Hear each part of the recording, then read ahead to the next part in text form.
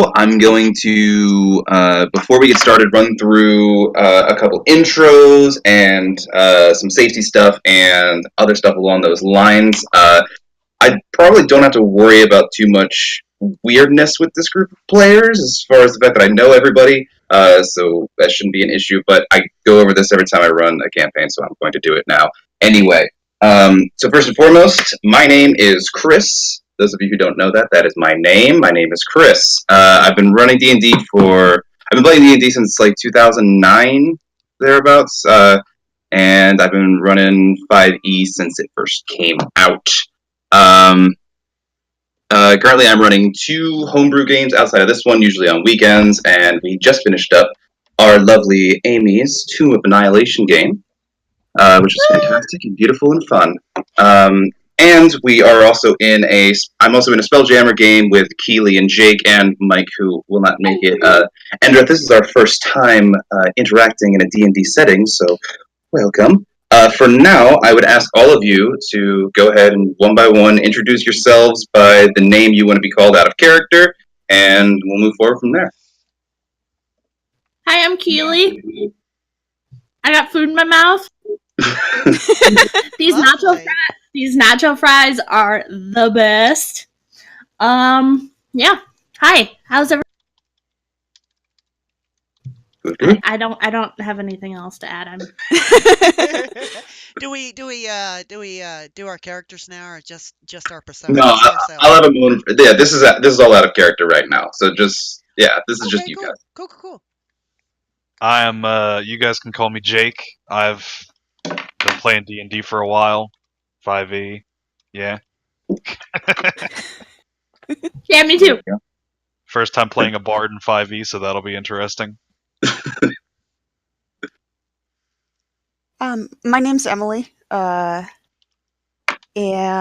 I haven't actually been playing all that long. About 2-3 years now. So. Okay.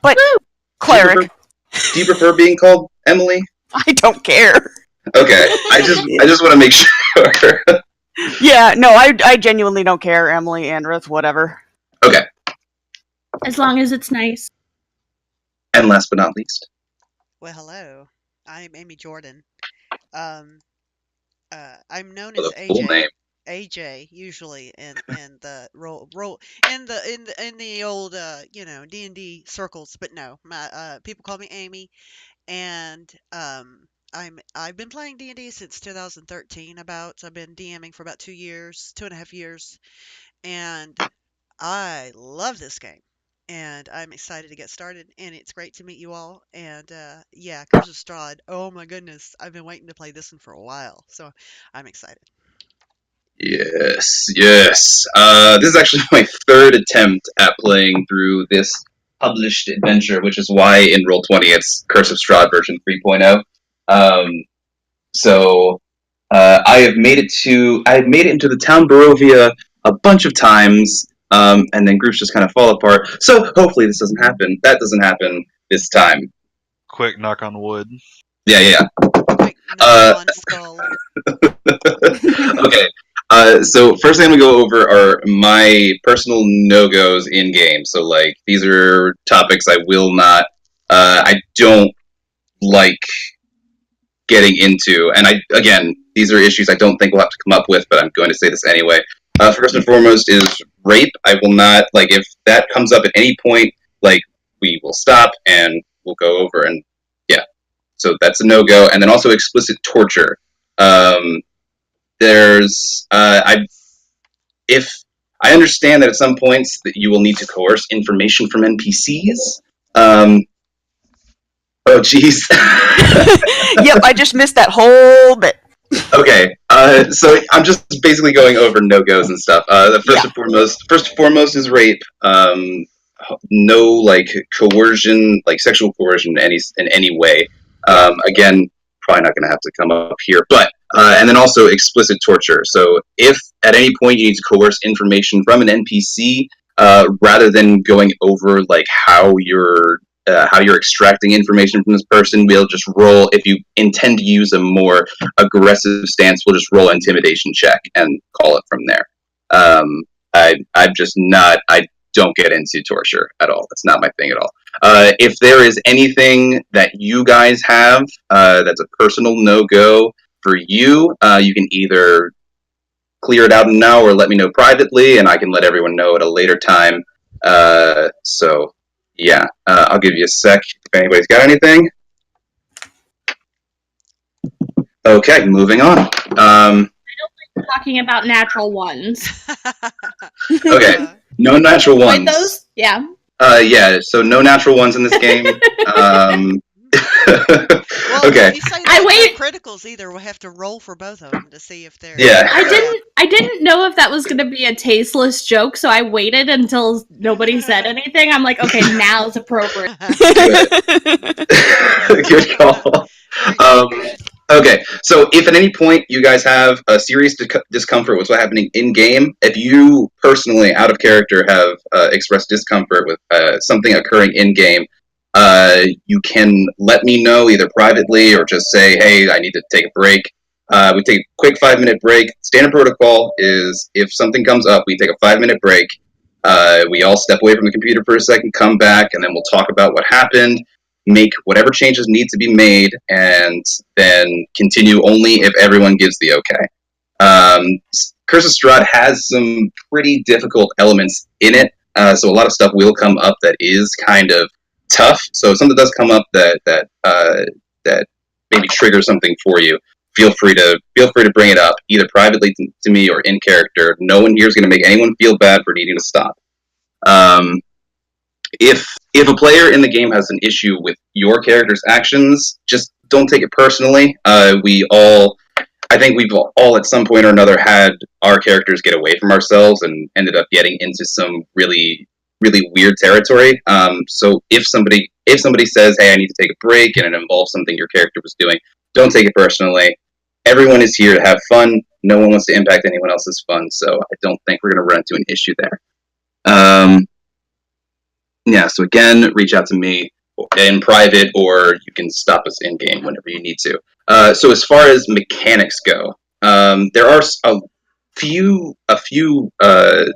distinct rulings that I do make, but for the most part, I am the final arbiter of rules. So in the moment, if we're having a discussion regarding rules, if I say this is my ruling, that's what it is. If you have an issue with the ruling, you can bring it up afterwards, but my goal, we only have like a 3-hour block, so my goal is not to get bogged down with rules discussions. So I'm going to keep those to a minimum by coming up with rulings and deciding in the moment. Again, I'm not like a super big authority, so if there is some like egregious kind of error in my judgment, like feel free to bring it up, but for the most part, just like it doesn't really impact the game too much. Maybe just keep it to yourself and bring it up afterward. If you have an interpretation of the rules, if you have an interpretation of the rules or a specific ruling in mind, and I'm discussing it with another player or another player, 2 players are discussing it or something along those lines, just if you have the specific ruling itself, interject with it only if it's asked for. So like, don't interrupt somebody with a rule or something like that. That's not what I'm about. And again, I don't think we're gonna have an issue with this. I'm just airing my thing. Okay. Other than that, potions are a bonus action to drink yourself and an action to feed to somebody else. Those are the Matt Mercer rules. I think that's what they've been called. I'm not sure, or they're just normal. So if you have a potion, bonus action drink yourself, and an action to feed to someone else. Anything can be flavored any way you want. So if you have like a sword, but you want it to be a katana, then that's cool. If you want to change what a spell looks like, that's totally cool. But mechanically, they're going to act as the ruling in the book says about the spells. And then as far as critical hits, I do have a specific way I do critical hits, but it's a little complicated and it would require a little bit of Roll20 finagling. So if you guys prefer, we can just keep whatever the normal critical hit is, just for the sake of simplicity. But I'm going to leave that up to you guys. I have it all written down right here, so I could explain it, but it's still like I just looked over it again. And I'm just like, this might be a little difficult to explain. I'd like an explanation. We could. Not to be a pain in the butt. Not at all. Is there a too long didn't read version? Yeah. So basically, the too long didn't read version is when you crit, you roll. You're going to do max damage plus your dice rolls. So like, what's going to happen is if you're with, say, you have a longsword and do sneak attack, right, or a rapier and you do sneak attack. So you would attack and say you roll a crit. Normally, on a normal hit, you roll a d8, a d6, and then if you have 16 dex, you roll +3. You add +3 to it, right? So on a crit, you would max out the 8, max out the 6, then add 3, and then roll a second d8 and d6. Oh, yeah. Okay. Does that make sense? So in total, you would do 17. Interesting. You would do 17 plus 1d8 plus 1d6. That's a lot. Very dangerous. Yeah, so the thing is, But it goes both ways, I'm guessing, right? it goes both ways, and also, like, it sucks when you roll a crit and it does 1 point of or it does like 2 points of damage. And you're just like, well, that sucks. So this makes crits really strong, and makes them kind of change the game, so to speak. Ooh, lovely. I like it. But keep in mind, a lot of the stuff you're gonna, and it's only dice rolls that are affected. So that's another thing. So say also you're playing like a half orc. I don't think anybody's gonna have anything like this. But if you have something that adds dice rolls, you don't add the extra dice to the max damage. Does that make sense? Yes. It makes Yeah. sense, but I can't say that I like it. Okay. To be fair. I'm just gonna be straight up with you, Chris. Oh, okay. So, you do not add you do not add the extra damage to the rolled result, like the Right. So if sneak you're like, attack. no. So if you're like a barbarian and you have the ability that allows you to add, so it says like roll 1 extra dice when you do a critical. You don't add that extra dice to the maximum total. Okay. Okay. And the way you can reflect this in Roll20 is everyone on there. So if everyone pulls up their character sheets, I'm going to pull up Cassius's just for an example. So everyone pull up your character sheets and go down to your weapons. You should have like a long list of attacks and everything like that. Everything that requires attack roll, you just click on the little cog, and then you'll see an area called crit. And in that area, you just type in the maximum dice roll. So like, don't add in your dexterity modifier or anything into this little space. But like, say for this guy's longbow, he does 1d8 damage. So I'm just gonna put 8 into the crit roll, and then when he rolls a crit, so I'm gonna change the crit range on this real quick. So when he rolls a crit, it'll look like that. Ah. Okay. Okay. And you just add everything together, and boom. Mm-hmm. So if you guys want to do that real quick, or we can go back to how it was before, if you guys are okay with that, or if you want some meaty crits, we can do this instead. I like the meaty crits, personally. Okay. I'm in the no column, but I'll go with whatever everybody decides. Okay? This is on attacks only, right? Yeah, so stuff with attack rolls. Okay. So, Amy, Emily? Works for me. Works for me. Yeah. Okay. Alright. I have no idea where you're talking about crit, like where to change Okay. that. So in the attacks and spellcasting box on the front of your character sheet, Uh-huh.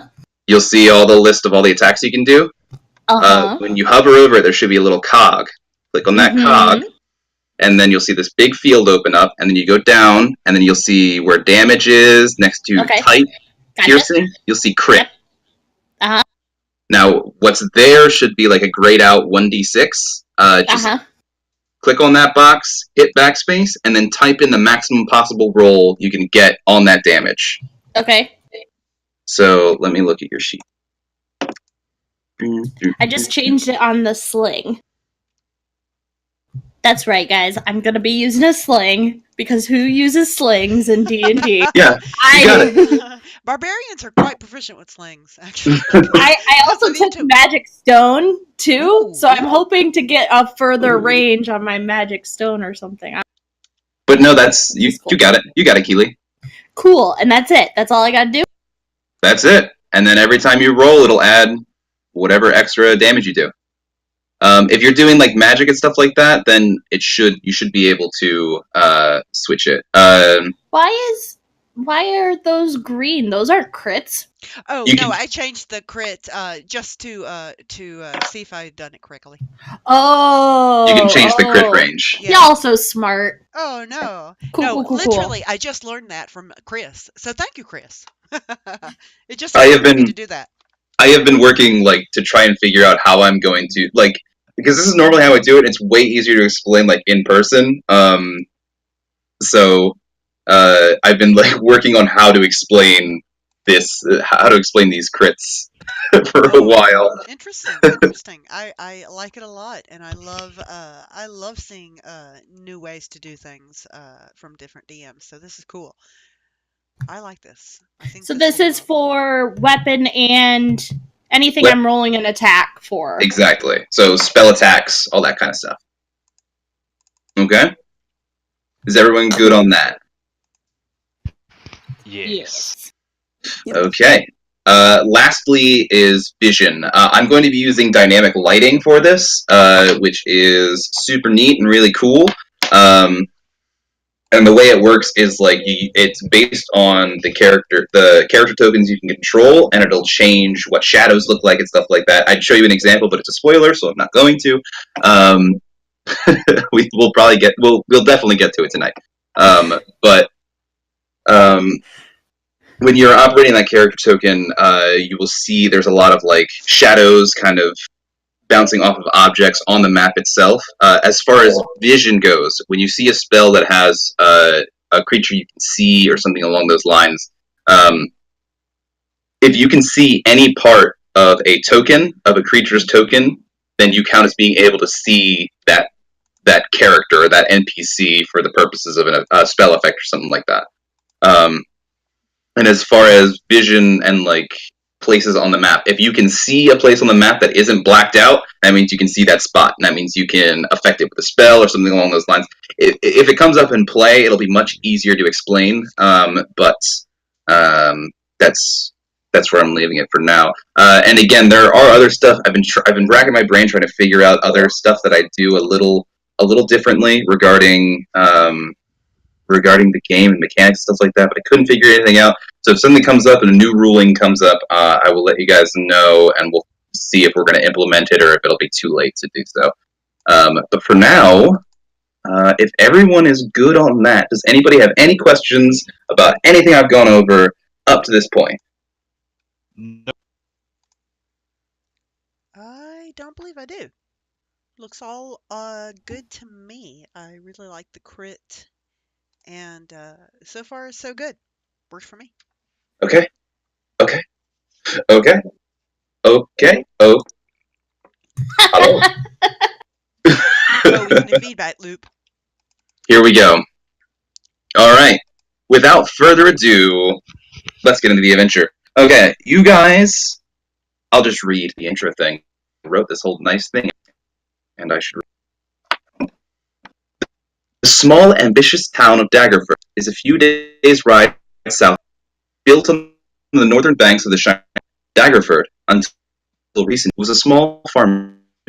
Recently, under the guidance of Lady, however, there has been a significant push of artisans and craftsmen to the small town, in the hopes that a booming industry will bring the town to the prestigious level of cities like Waterdeep and Neverwinter.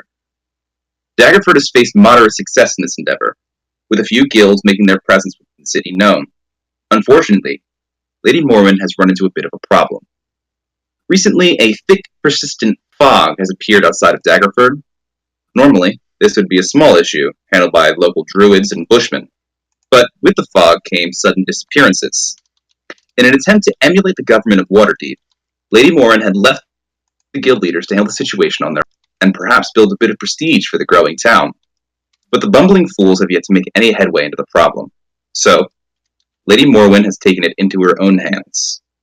she calls upon a few of her most talented servants and meets with them in her study within Castle Daggerford.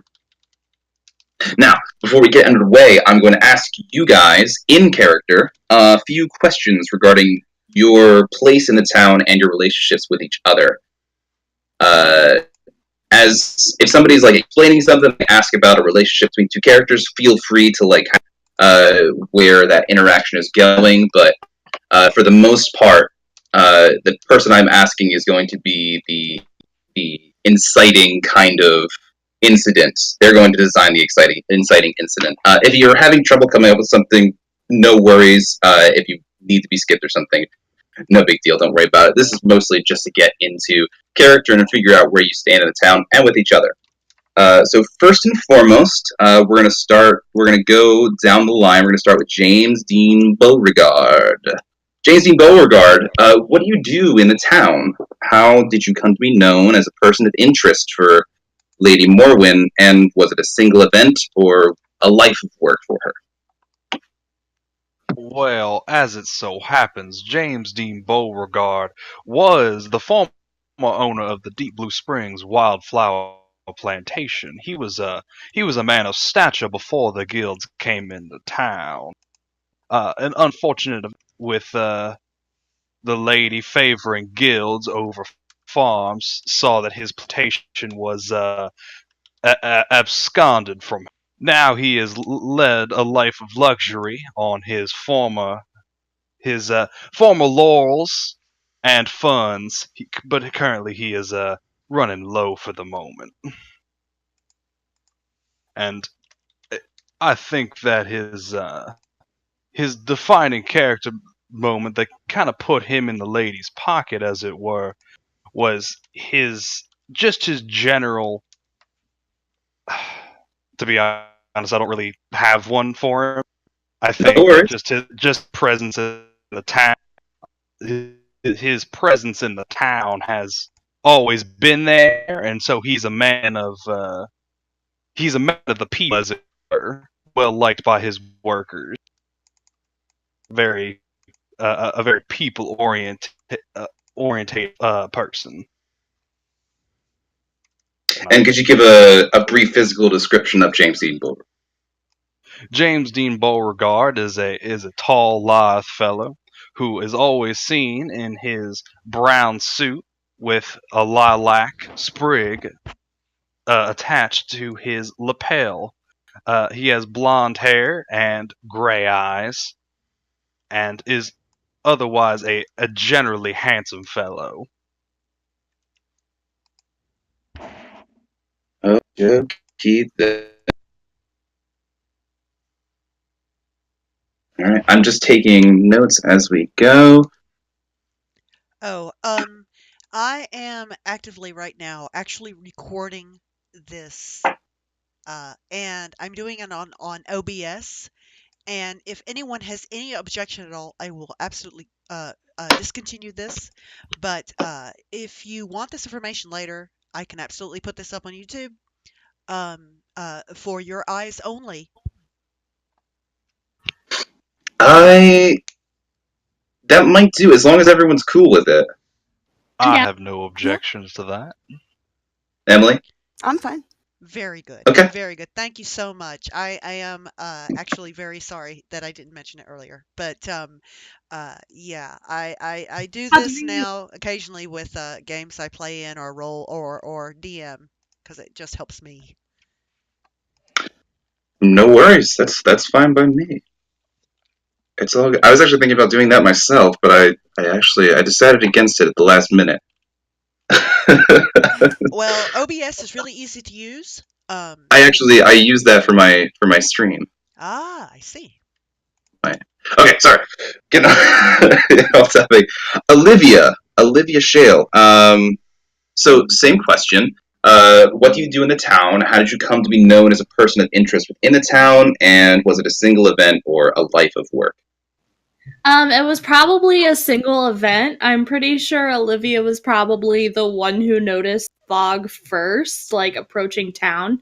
Because she's not one to like stay in an inn or like hang out at the pub or something like that. She was in the forest and she noticed that one day there was this fog, which is fine, but then it stayed and it stayed and it got further and further closer to town. And finally, she went to Lady Morrowind with the information, and yeah, she just kind of is like here now because she doesn't Okay. know what's happening, and this fog is disconcerting to her. Okay. Um. Cool. Cool. Cool. But And she definitely didn't want.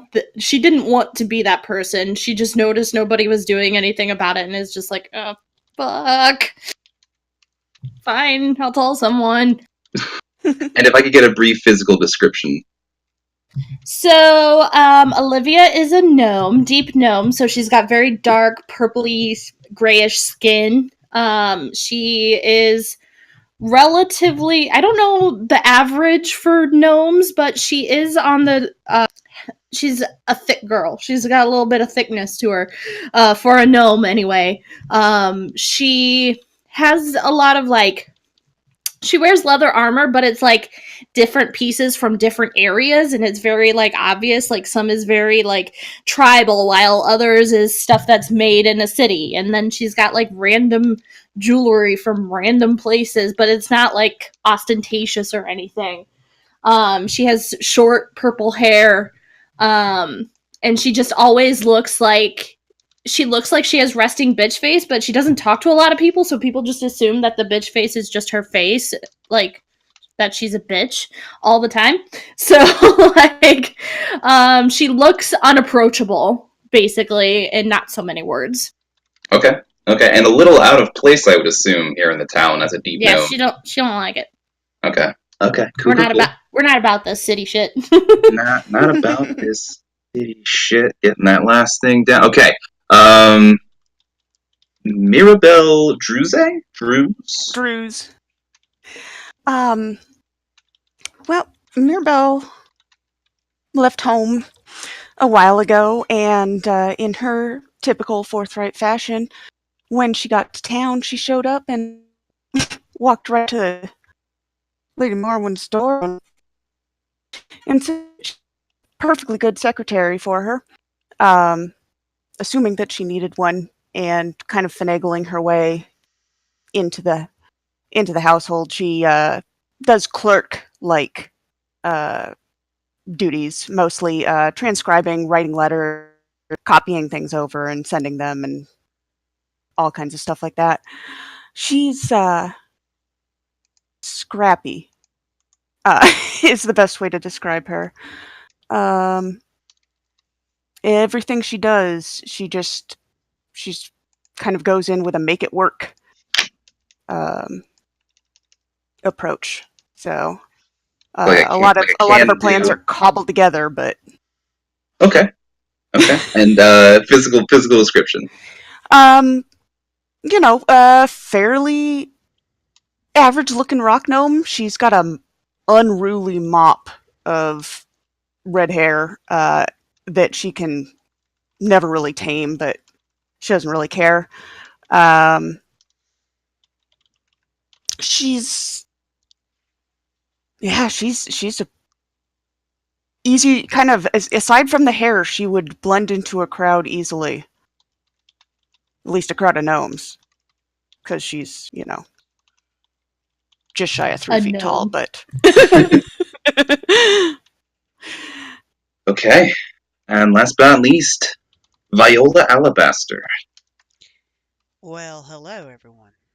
I'm Viola Alabaster. You can call me Soft Heart if you like. I'm about 5'2". I'm upwards of 70 years. 68 and a half, in fact. Um, I was a sailor for a long, long time, about 20 years of that. And before that, I was in the Cormanthor Forest, learning to be a wizard. Uh, and I like ale, so when I retired to Daggerford, I thought I would help out there at the inn there. Let me see my notes here. Let's see that inn there. That inn there's called the Dragonback Inn. Uh, the owner there is a dwarf with white whiskers and a red nose. He's good to me. He keeps me in business. He keeps me busy. And Well, I'm getting kind of antsy. I miss the sea. I miss adventure, that type of thing. And well, I'm lazy, so I figured an easy way to make a little bit of coin is to come across some young folks and hang up and come in together with them and let them do the hard work and let me stand by and throw some spells. And well, you know, Daggerford's a quiet little city, uh, and I don't know what this mist is. I don't know what the hell this is supposed to be. Um, Never come across anything like this in my life, and I've lived a long life. Uh, I'm uh, I'm short, but I've got a little bit of a stomach. It's grown out over the years because I love shortbread cookies. Oh goodness gracious! I got a great recipe to give you if you're up for it. It requires like a basting of like a you need to sort of make this recipe in advance. It needs to set for a 10-day and then you bake it. But we'll get into that later. What's most important is that I like to drink, and I won't lie, and I'm bad about it. So um so yeah. So yeah, I work at there at the Dragon the inn there. And I know a little bit about wines. I know quite a bit actually, and I've been up and down Sword Coast, and I've seen a lot of wineries, and I know what's good. And they keep me around because I know my wines. Uh, but yeah, that's me, Viola. You can call me Soft Heart if you like. That's my old name. Viola's fine. Um, Either one's fine. Whatever you want to call me is fine. In fact, I've been called every name in the book you can't even imagine. But I'm Okay. excited. Yeah, I'm excited to get started with you folks. All right. So now we're gonna get into is some character kind of introductions. If anyone's ever played I want to know what Viola looks like. Viola. Aside from being an old shorter lady, what's your physical appearance? What are your Oh, clothes? well, I keep my hair sorted. I like it to be tamed down. It's quite thick and it's grown gray over the years, entirely silver in fact. It goes down to about half my back there. I keep it braided sometimes like a dwarven style. When I have time to braid it, I wash it like every other day. I want to keep it clean. Um, and I don't like to use prestidigitation on it. I don't think it cleans it properly. Uh, in fact, I don't think prestidigitation cleans anything properly because you got bacteria there that you I love this need to so take care of. much. You need to take care of that bacteria. Anyhow, I learned that term from my mother. She was a professor at an old college there in Candlekeep years and years ago. But anyway, I'm about 5'2". I'm on the heavy side, but I think I carry my weight well. I'm muscular. I've kept my muscles after all those years of sailoring, of being a pirate. Oh, did I tell you I was a pirate once? Oh my god, Um, is this her thing, Amy? That she just talks all the time? yeah, yeah. I was a pirate once. I was a pirate. In fact, I was taken as a pirate when I was a youngster. I was about Well, actually, that was. Oh, I get my times mixed up. Was I a wizard first or a pirate later? I can't remember. Years get mixed together. Damn. Okay. I love And I this. she love. continues to ramble on, trying to figure out where her thoughts are. I respect that. I respect that decision. Okay. You kind of gave some of her description before, but I wanted to see if this was a thing, so that's why I told you Yeah, to be more detailed about yeah. it. Half the time, she's talking to herself in order to try to figure out who she is and where she's been and what she's seen, but trying to at the same time saying, "Oh, that's not necessarily important. I won't mention that. Or maybe I'll mention it a later date." And she just on and on and on. So yeah. Oh my gosh. Okay. So uh, I'm going to ask now if anyone's ever played like a Powered by the Apocalypse game or something like that. These questions were kind of inspired by that system. So basically, I'm just going to be asking questions about your guys' relationships to each other. Looking around, you guys are kind of familiar with each other. You have seen each other around the town before. You haven't necessarily worked together before, but you may have if it comes up. So first and foremost, James, you recently completed a job for Lady Morwen with the assistance of someone in this room. What was the job? Who was it? How did it go? And did the two of you end the partnership on good terms? So we did a job together. Yes, for Lady Moore. Hmm. Whatever the job was, it was something small. Maybe she wanted you to handle something with one of the guilds, or if I something along those think lines. that it was me and Olivia Shale. Me and Olivia Shale. We broke up the dispute between the newly established Rat Catchers Guild and the Botanist Guild. Uh, Seeing as the Rat Catchers Guild wasn't doing a sufficient job uh, keeping the rat populations down near the greenhouses and such. Uh, all the rats were eating all the plants, and that was a real problem. Man, my accent is going all over the place. Uh, Sorry, I'm still working on that one. Okay, how did you guys end up on at the end? And Keely, at any point, if you feel you can add a little bit to this, feel free to.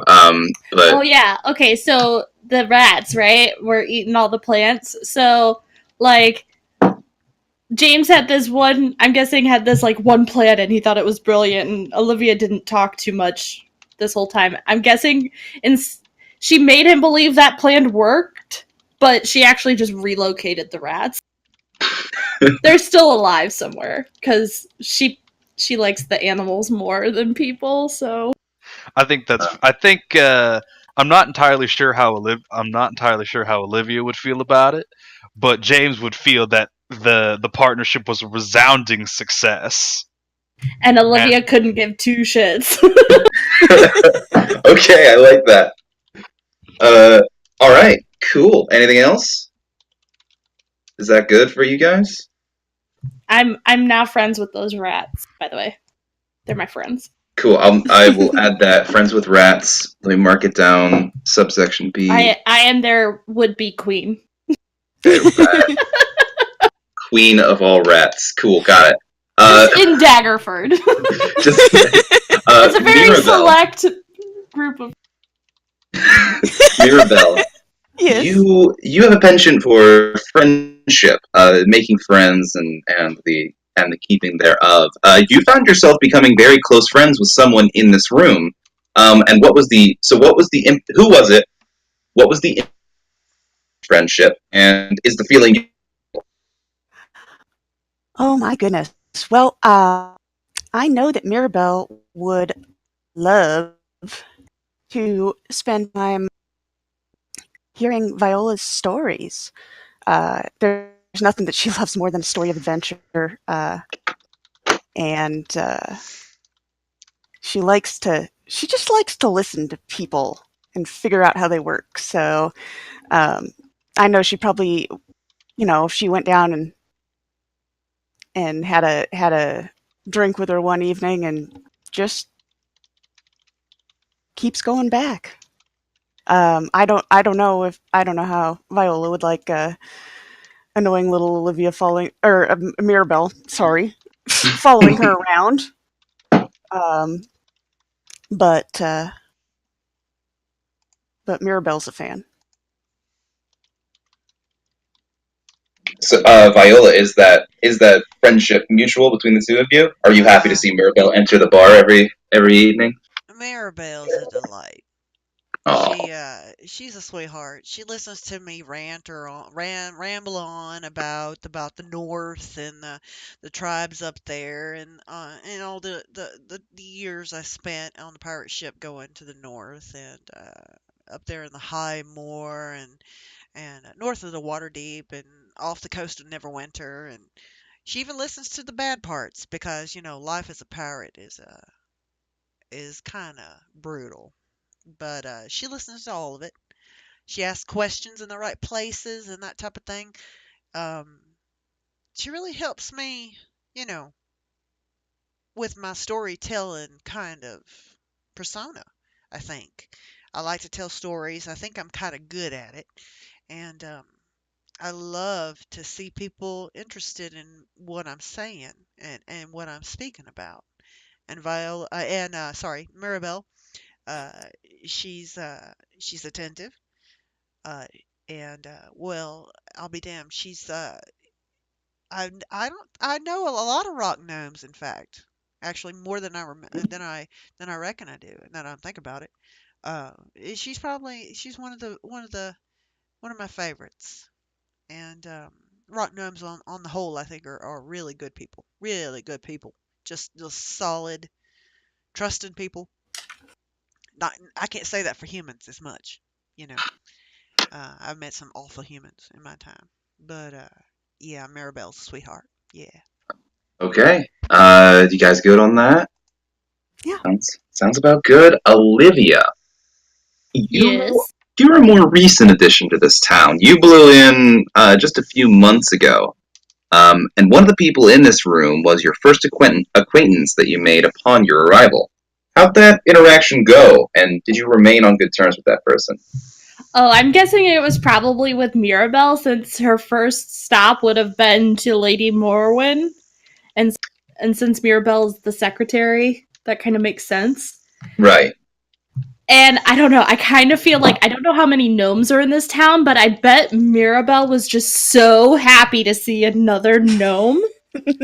But Olivia was just like kind of over it before it even started, type of thing. And I just have a feeling that like continues to this day. Like Mirabelle's just so excitable whenever Olivia's around, because like, oh my gosh, gnomes! But Olivia's just like. Does that work for you, Mirabelle? Oh my god, that's dead on. Okay. I like it. I've had this planned in my head ever since Emily, you said that you were gonna be a gnome. I'm like, oh, we're not gonna get along well. Well, one of us isn't going to get along. Right. Right. It is a Mirabelle thinks they're best of friends. right. You always try to get us to go have coffee, and I'm just like, no.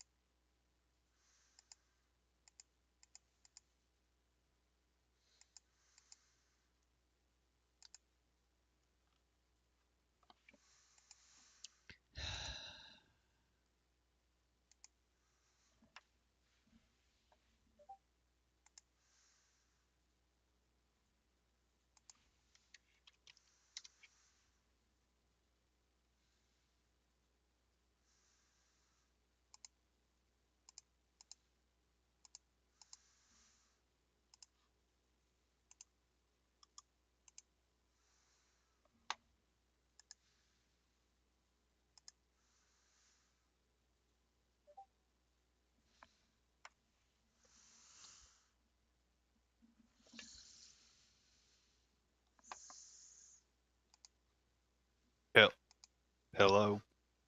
God, this accent's gonna be the death of me. Hello. Discord, you're crazy. You're drunk. Discord, go home. The quick brown fox jumped over the lazy dog. Yeah, you need to practice. Oh, trust me, I've been practicing all day, but now that I'm in the moment, it's just like, let's forget everything we practiced today. Just start talking to random folks on the street in that accent and just Got adopt it. Okay. Discord, go home. You're drunk. Discord, not cool.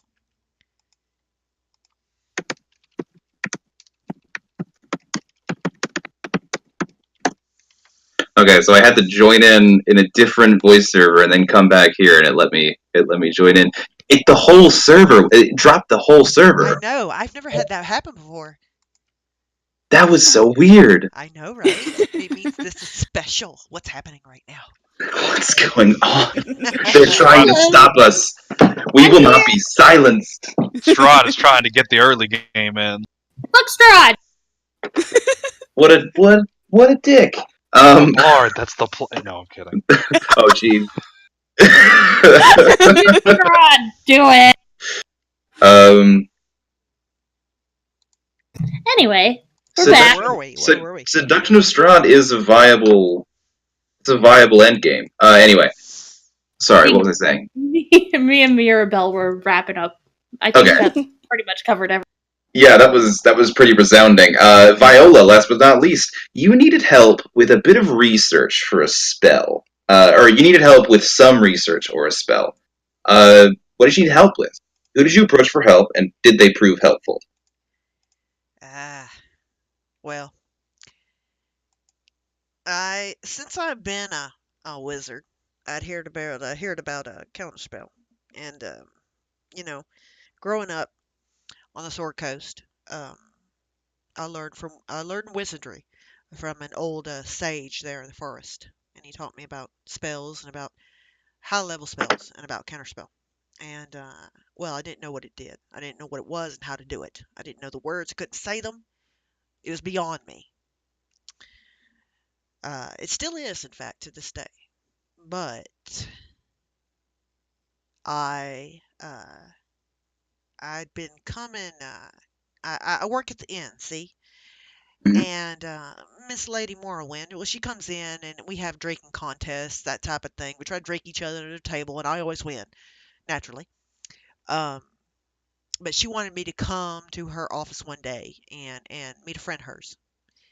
We had spoken about spells before, and I come in and there's Mirabelle, and I start speaking to Mirabelle about it, and then conversation eventually flows around to spells, and well, I talk about counterspell to pretty much anyone I speak to because it's an important spell, right? I mean, every wizard I know with that has any salt about them, they know how to do this. They know how to wield it, and it's beyond me right now. It's out of my grasp, and it frustrates me.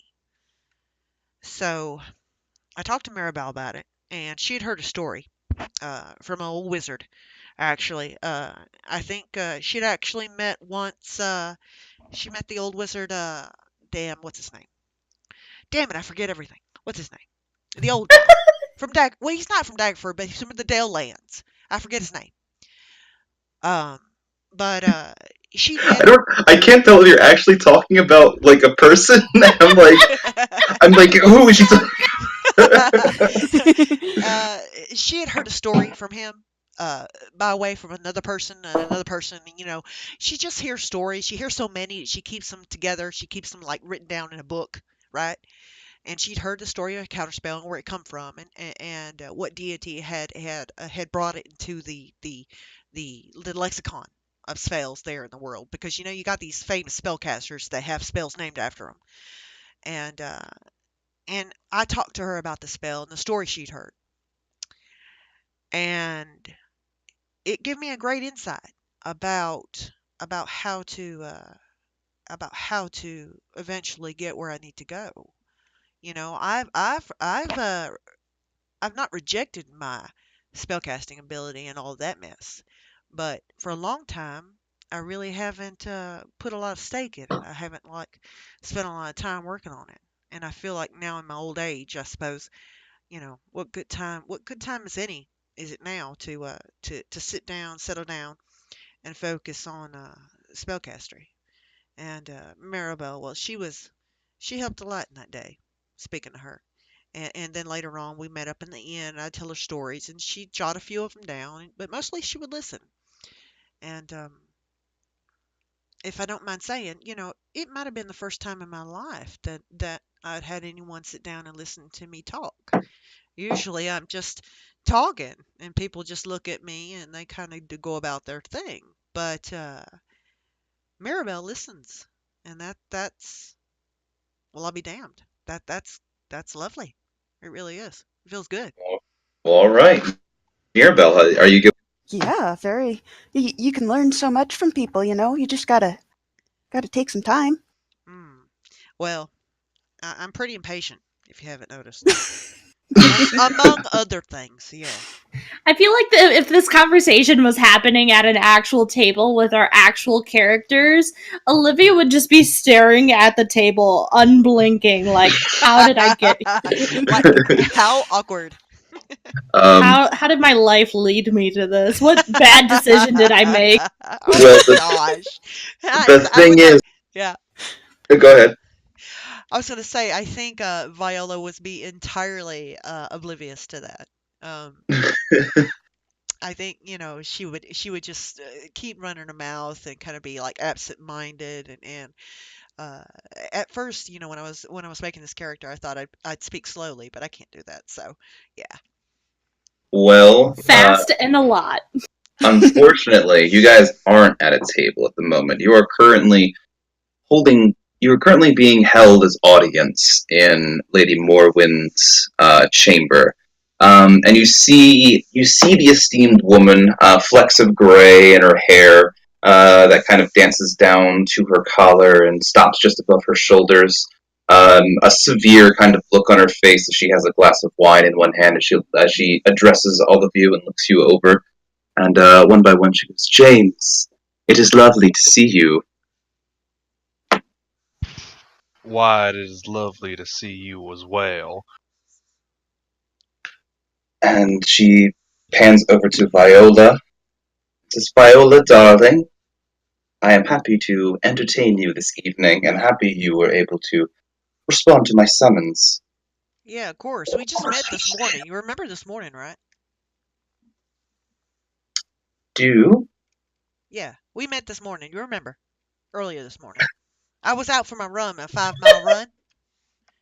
Right. Very good.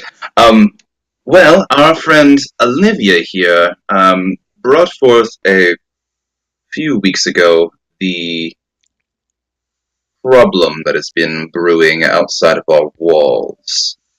Um, Mirabelle, you are welcome to stay as well. I think this may be pertinent information for you. Oh, thank you. Um, Now, I'm sure all of you have heard the rumors regarding the mists that have been forming outside of the walls.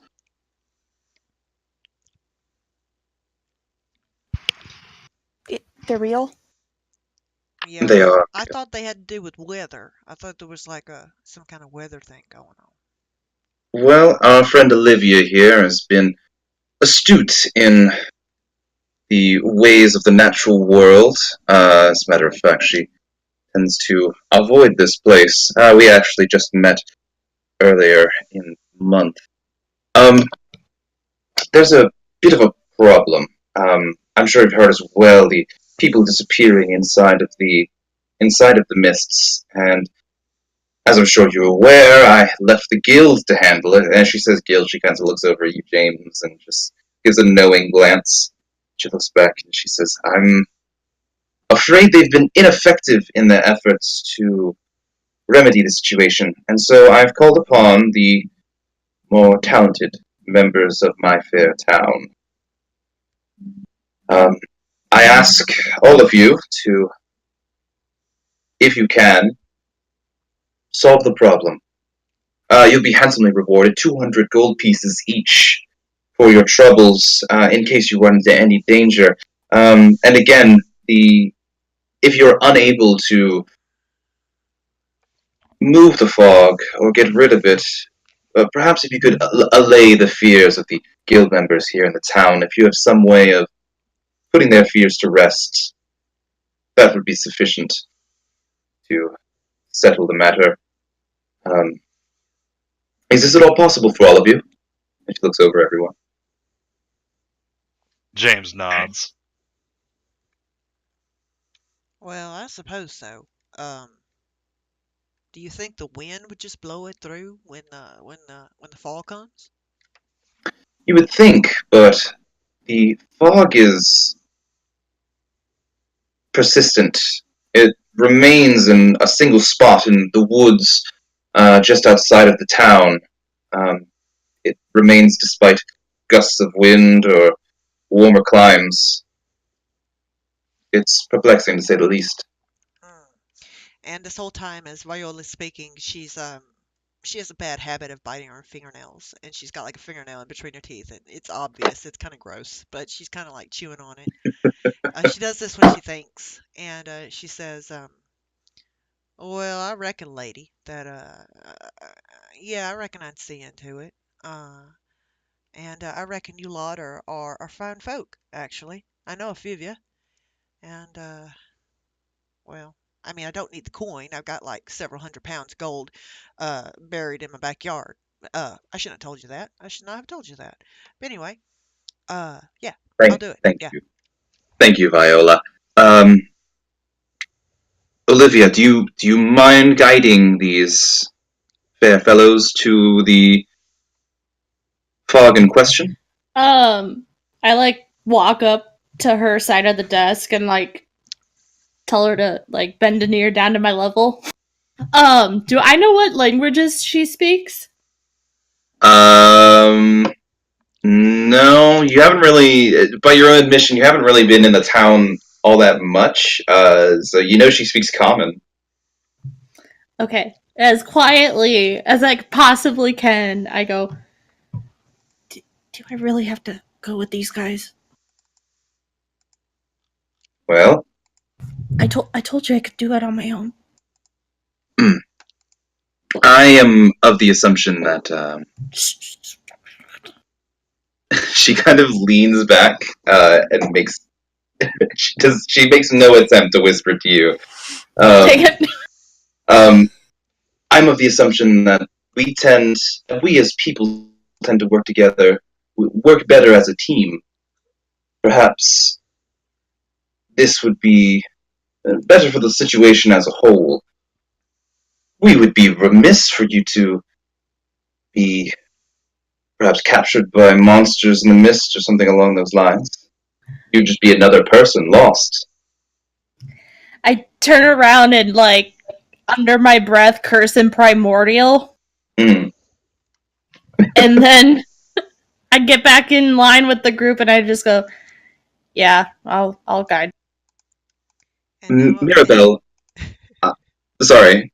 I was going to say, now I realize I didn't choose my languages. Fantastic. Don't choose primordial. Shit! No, no time like the present. Uh, Mirabelle, I would like for you to join them as well. You, you want me to go? I mean, I'm I happy do. to. I I pride myself on my ability to estimate the abilities of the people in my employ, and despite your modest standing here in the town, I recognize you as a person of interest, person of note, if you will. I think you would make a great addition to this little team we have here. I'll do whatever I can. Olivia slinks back like 5 or 10 feet. Well, you are free to leave whenever you're ready. The town guards are aware of the job at hand, so when you are ready, head out, and hopefully I will hear from you. Yeah, well, this should be easy enough. I mean, we go out and check this thing out. We'll be back in an hour or so, I think. I mean, yeah. I'm already out the door. Well, from my personal experience, I have lived in this area for nearly 250 years, and I have seen nothing like this fog before in my life. And just quite disturbing to say the least, a little unsettling. So it's good to have a local handle it, eh, James? James once again gives her a curt nod, and it seems that our guide on this little expedition has decided to take her leave. I suppose I should as well. And he gives like a little bow, Lady Marwyn, and he gives a look to the other two. Good. Well, good luck and Godspeed to all of you. Okay. And, sorry? Thanks, lady. Uh, about that Olivia character, is she gonna be a problem? Uh, she seems like she's I following think us around or something. I think in hard times, people will know to bring their allegiances where they need to be. I certainly hope so, because I don't want to go out into the forest in some kind of crazy mess with someone who don't want me around.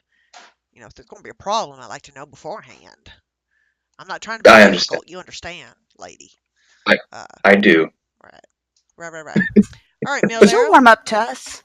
Well, I hope so. I hope so, because yeah, Yeah. maybe I should bring some cookies along. If you don't mind, let me stop by my house and grab some cookies. Yeah, I ought to do that. Okay, so you guys have an opportunity, well, as you guys leave and are into Daggerford proper, to gather your equipment up, and any last minute supplies you guys can think of you might want to purchase. We can do that real quick. I don't really have too much prep for the town itself, but if you want to buy something, we can work that on a case by case basis.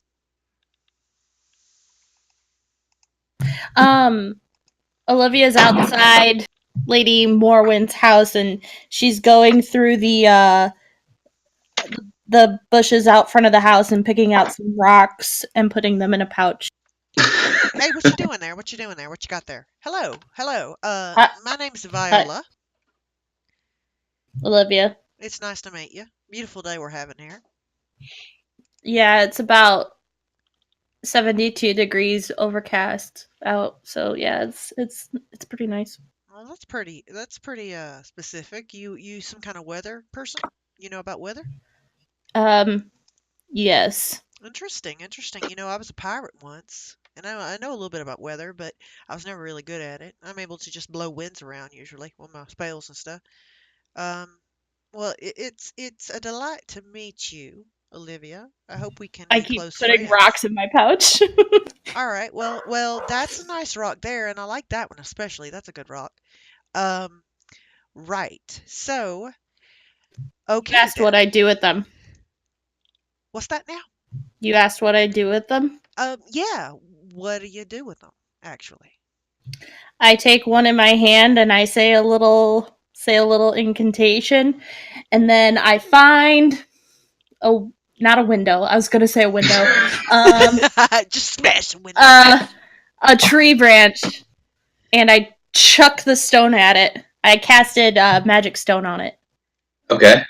and it goes much further than what it looks like I threw it. And when it hits the tree branch, it kind of indents and sticks into the tree branch. Well, I'll be damned. Look at that.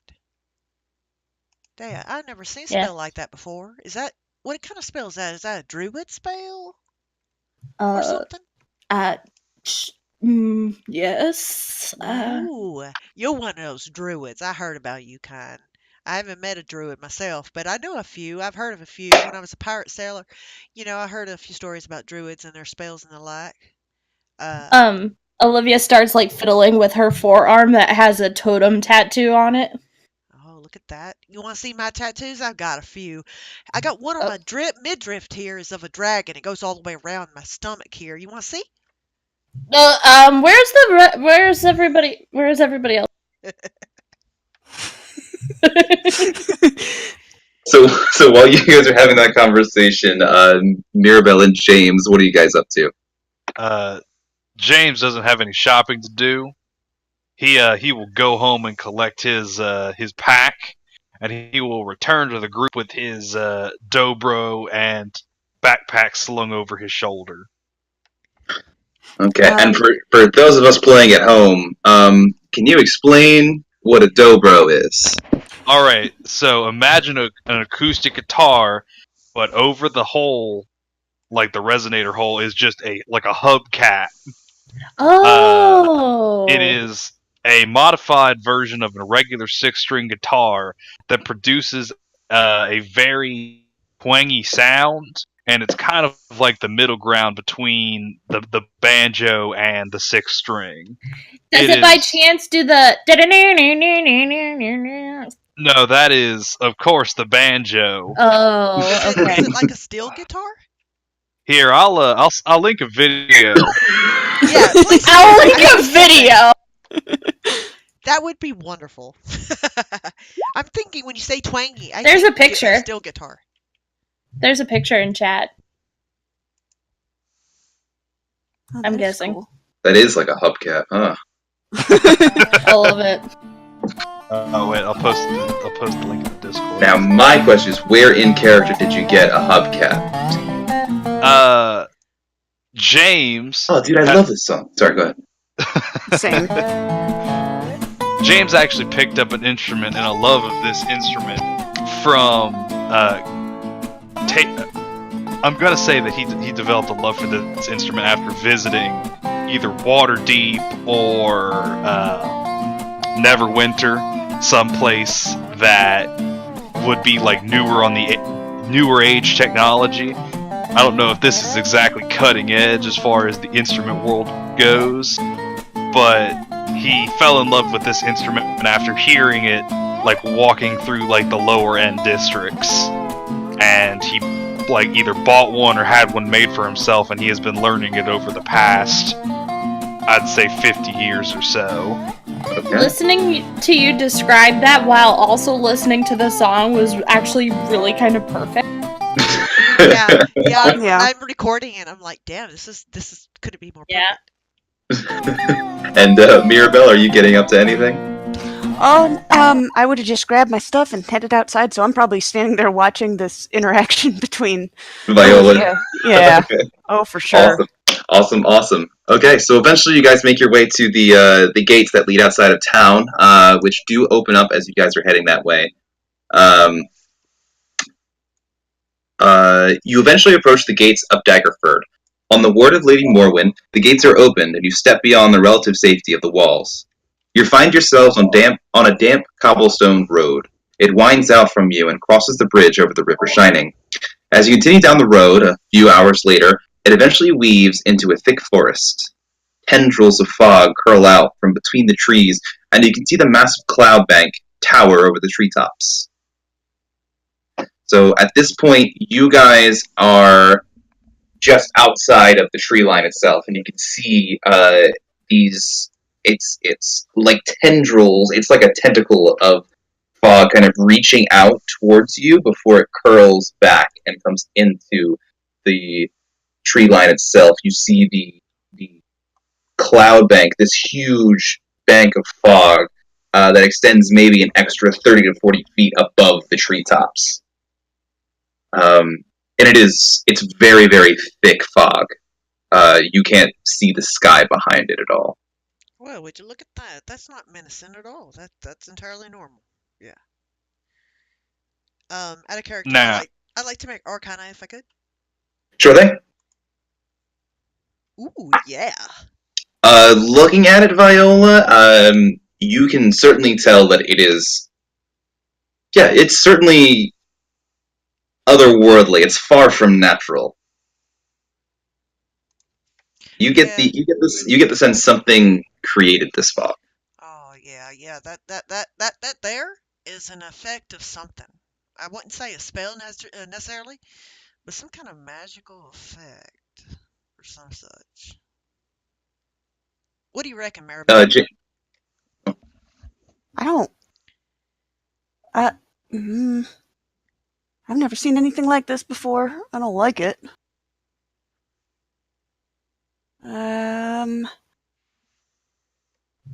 Olivia does another one of her magic stone cantrips. She takes a stone and she chucks it into the fog and waits to hear a ping on the ground from the stone. Okay, so like just ahead where the cobbled path kind of goes. You fling a rock inside. You guys listen, and a moment passes, and then a moment passes, and nothing. Interesting. Well, maybe the ground is really soft. Yeah, that could be it. There's plenty of moss around these woods here, I suppose. It's all cobblestone. It's all cobblestone pathway in front of us. Oh, that's right. Yeah. Now, we can't discredit the fact that our young gnome friend here might have thrown it beyond earshot. I take another one and I don't cast it, and I toss it in 5 feet in. Like just within the inside. Yeah, 5-10 feet in. Okay, so you guys watch. She throws the rock inside, and it bounces on the cobblestone, and you hear it. Well, my ears are all messed up. I don't hear as well as I did. Did anyone else hear anything? I didn't hear anything. Well, it seems like to me that second one, when thrown not nearly as far or as hard, uh did in fact make a sound. I think the first one made a sound, but we weren't close enough to hear it. Well, you know what they say about trees falling in the forest with no one around to hear. That is bullshit. Mm. All right. So we're just stand out here looking at this mist like, who's going to go in first? Yeah. So at this point, it's kind of like you guys weren't too far away because you set out the same within maybe an hour or two of being done with Lady Morwyn. So at this point, it's probably like early afternoon, maybe pushing to early evening. I'm just gonna walk up to it and kind of. I'm just gonna stick my hand in. Okay. You, I would like to walk up behind her within 5 feet, please. Okay. You stick your hand in, and you can feel it's very thick. This fog, and you can actually like feel moisture kind of beginning to cling to your bare hand as you reach inside. And it's a little cold, but nothing out of the ordinary. It feels just like really thick fog. I mean, the air's kind of soupy, but I don't know. Huh.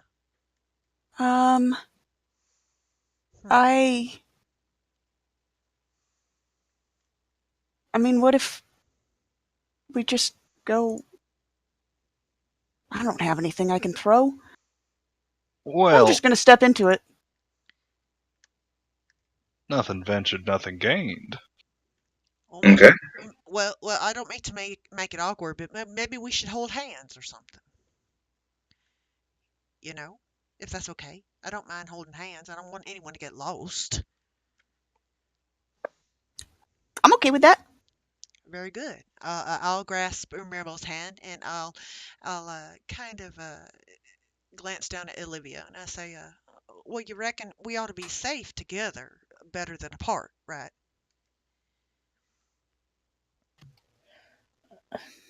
Okay.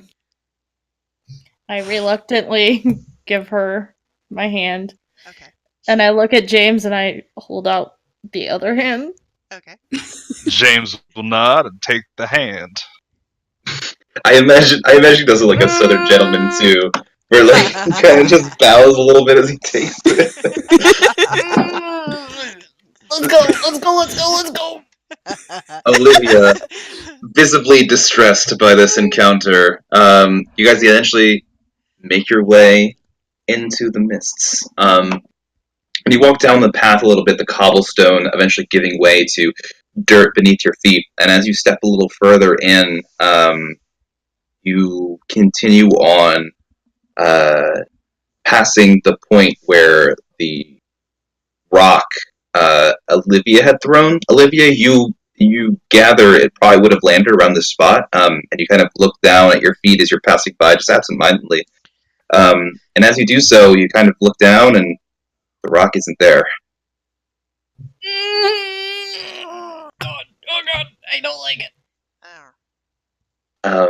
And eventually, you guys kind of begin making your way into the path here, and it begins winding as you guys are walking. And it gives to the left and then to the right as you guys are making your way down, continuing through the fog, hands clasped together. Eventually, however, the path ends.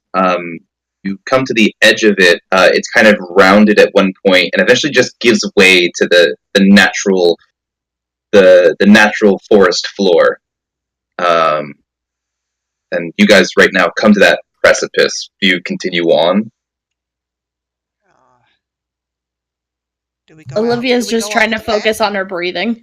Olivia, Olivia, look at Mm, me. What? Hey, it's gonna be all right. We'll be all right. I Yeah. mean, what's the worst to happen? This is just some Yeah. crazy No. fog in the middle of the Yep. forest. It's entirely okay. Yep. Just breathe, and Okay. well, I guess we'll walk off the path now because there's no path here in front of us, and we need to keep investigating. That makes sense. Yeah, Okay, yeah. so you guys are breathing this thick, kind of moist air as you're making your way past where the path ends into the trees. Do I smell anything? Make a perception check. I'm real good with my sniff. Are you like advantage good? No. No. So sniffing you, and you kind of pick up with a 13. You kind of pick up the normal kind of smells you would smell in the forest.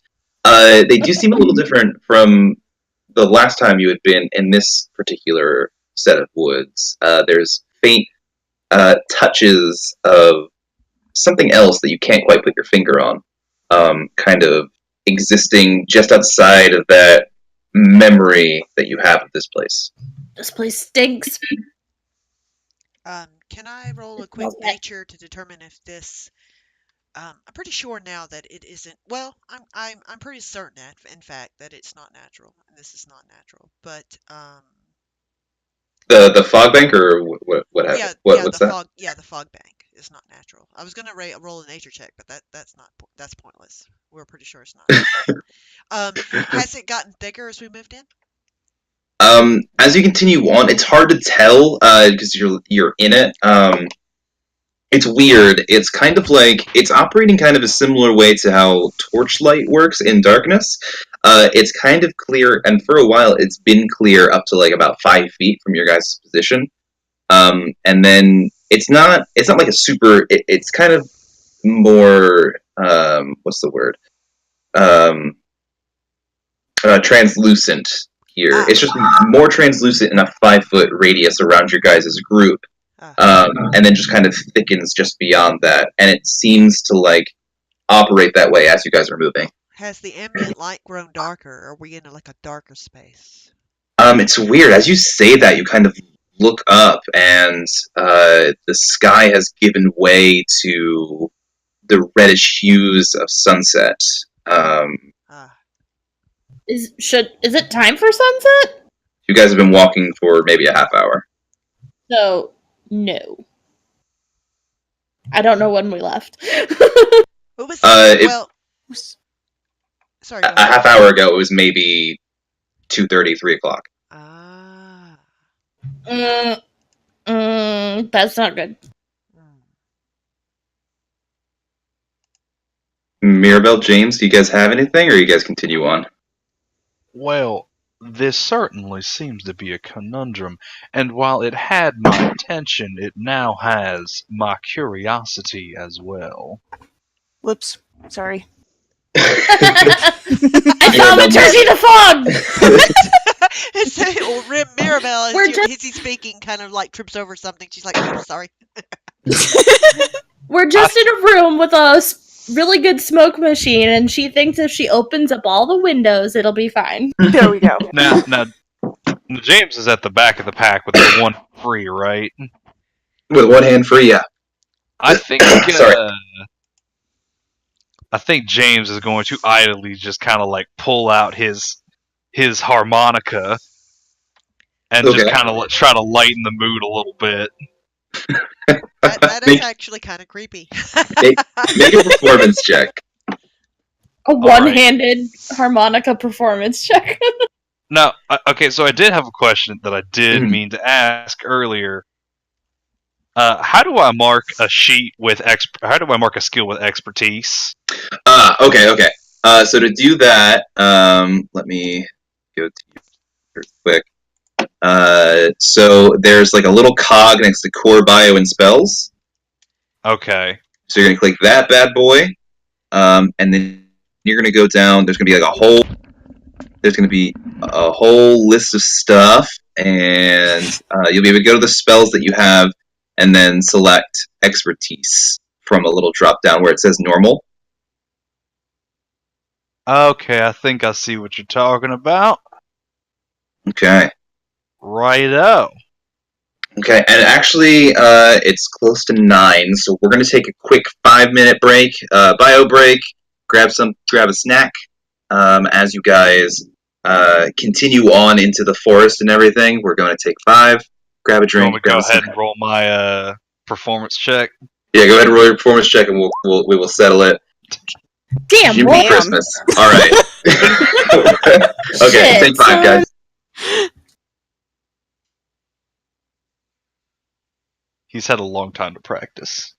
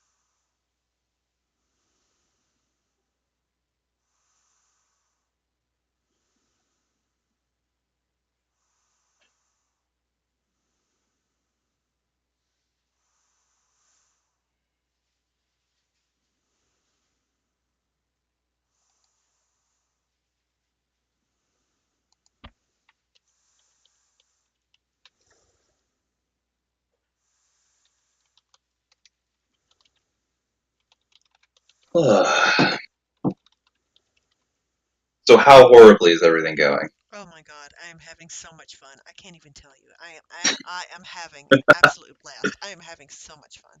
Thank you. Thank you. Amy, you are just the sweetest. Oh no, no, you're the best. You're the best. You're all the best. I'm so excited. This is going to be a great campaign. I'm so excited. Literally, literally. I'm all the character from Community right now. I forgot his name. Not Community, but Parks and Rec. I'm I've returned. he The has returned. Chris. I know who you're talking about. Yeah, yeah. I have to apologize because I neglected to write everyone's race down. So Beauregard, is he human? He is a high elf. High elf, even more interesting. Oh my goodness, and high elf, fellow from Louisiana. Wow, that is. A, a southern gentleman, if you will. And just to accompany that 26 I rolled, get ready because I'm going to be posting a whole lot of links to stuff during the course of this campaign. Oh goodness. Oh right. Well, I don't know enough about bluegrass. You would think so. Growing up in Mississippi, that would know. I know a little bit about it, but I hope to learn some more from you. I'll have to learn more myself before I'm able to comment on these I things. see. I see. I see how it is. Uh,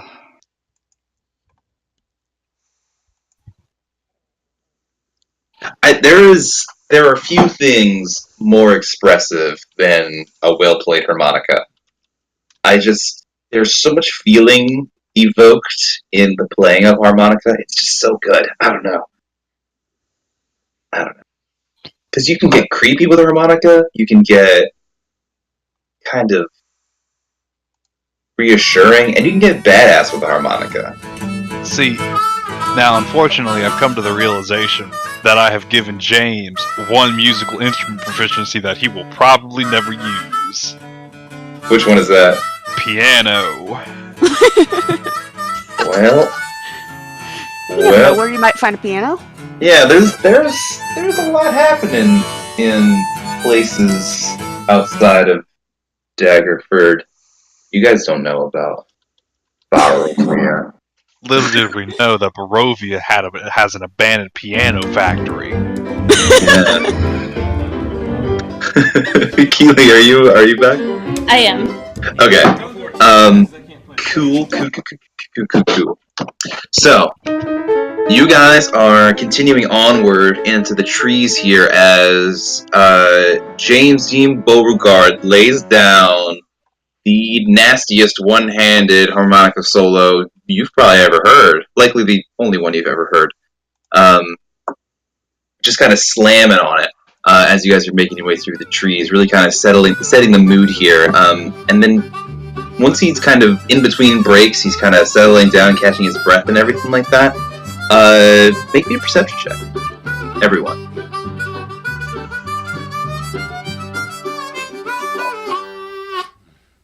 Hi everybody, welcome to Online Lesson Very Radio. good viola. My name is Sandy. Ooh, Welcome not to great. do it. I was distracted by the Follow along incredible on that skill tablature or follow of along. Beauregard on the harmonica. That's actually kind of fitting. Mirabelle, you're out front, and you're really pleased to hear. You're kind of heightened. Your senses are kind of heightened with the song there, and you kind of get into a bit of relaxation. And then you hear something that makes the hair on the back of your neck stand up as you hear kind of ragged breathing, the labored breathing of someone in a clearing up ahead. Did you guys hear that? I think there's somebody up ahead of us. And as you say that, everyone else begins to hear it too, and you hear like a. Oh, I think it's someone hurt. James is going to stop playing his harmonica and slip it into his pocket. Good call. Olivia? I get a rock in my hand. So you guys. I let go. I let go of Viola and get a rock in my hand. Yeah, that's probably smart. So you guys can hear the breathing in the clearing up ahead. What would you guys like to do? What do we Well, reckon? Well, first, we should scope out the situation. Yeah. If it's no cause for alarm, then we're getting up in arms over, just something that doesn't need to be escalated like that. Well, it sounds like someone hurt. Sure does. Hello. You hear a voice saying up ahead. Hello? Is someone there? Nope. Yeah, dear. It's Please, they'll be back. They're your- coming. Who's they? Who's they? I don't know. They were fast. Please, if you're there, just please help. Oh, I can't see I them. can't move. What do you guys do? You guys can hear the voice up ahead, but the fog makes it difficult to see anything in the on the other side of the clearing.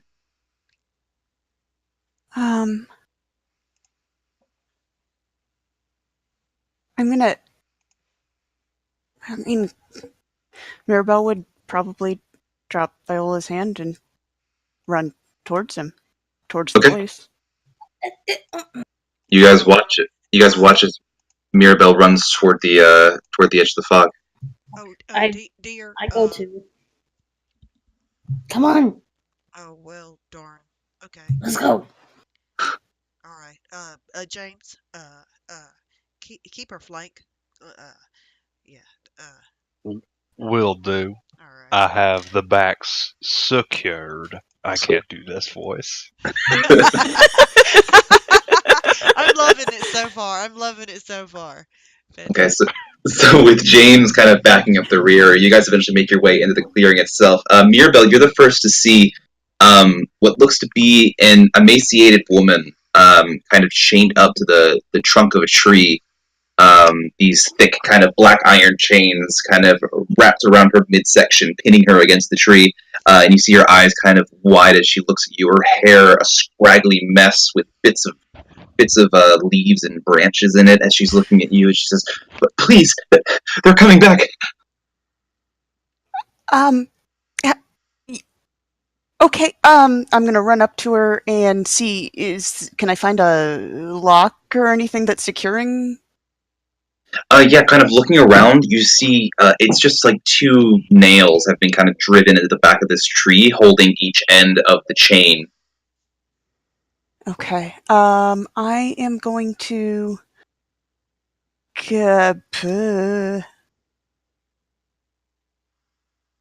I'm not going to be able to pull them out by myself. I'm going to call back and see if can any of you get nails out of a tree? Well, I ain't very strong. Never been strong. Afraid I She can't help you there. um Listen, girl. What's your name? She kind of looks up at you. I'm Zuleika. Where are you from?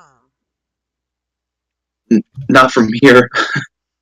Please, Where? can you just get me out? Oh. Uh, Alright. James is going to approach, and he is going to try to maneuver his dagger in such a way that he can get in between the nail and the tree trunk itself, kind of giving it a little bit of a wiggle, trying to get some leverage on it, get it out of the tree a little bit. Okay. Anybody giving you a hand? Can I roll insight to see if she is genuinely disabled or genuinely sick and emaciated, or is it kind of put on or something of that nature?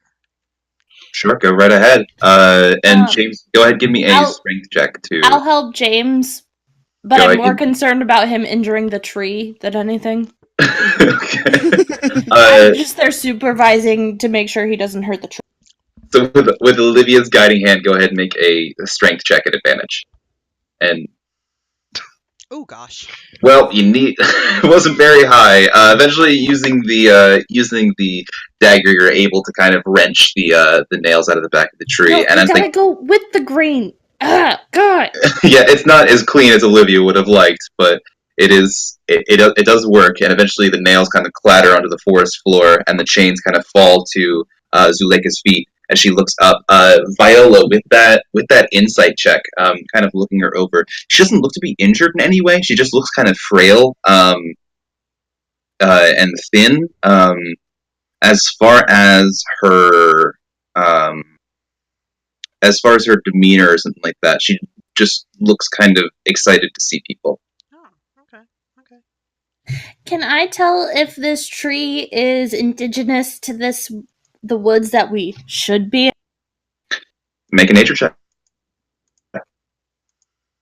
Balls? Ooh. Yeah, looks about right. I'm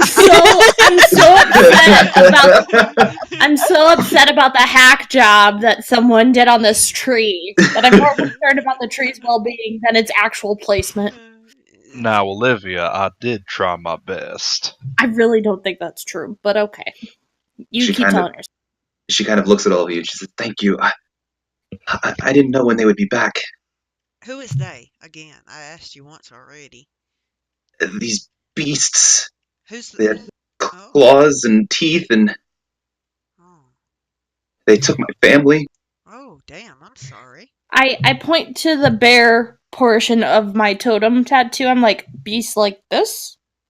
No, she kind of looks up at all of you.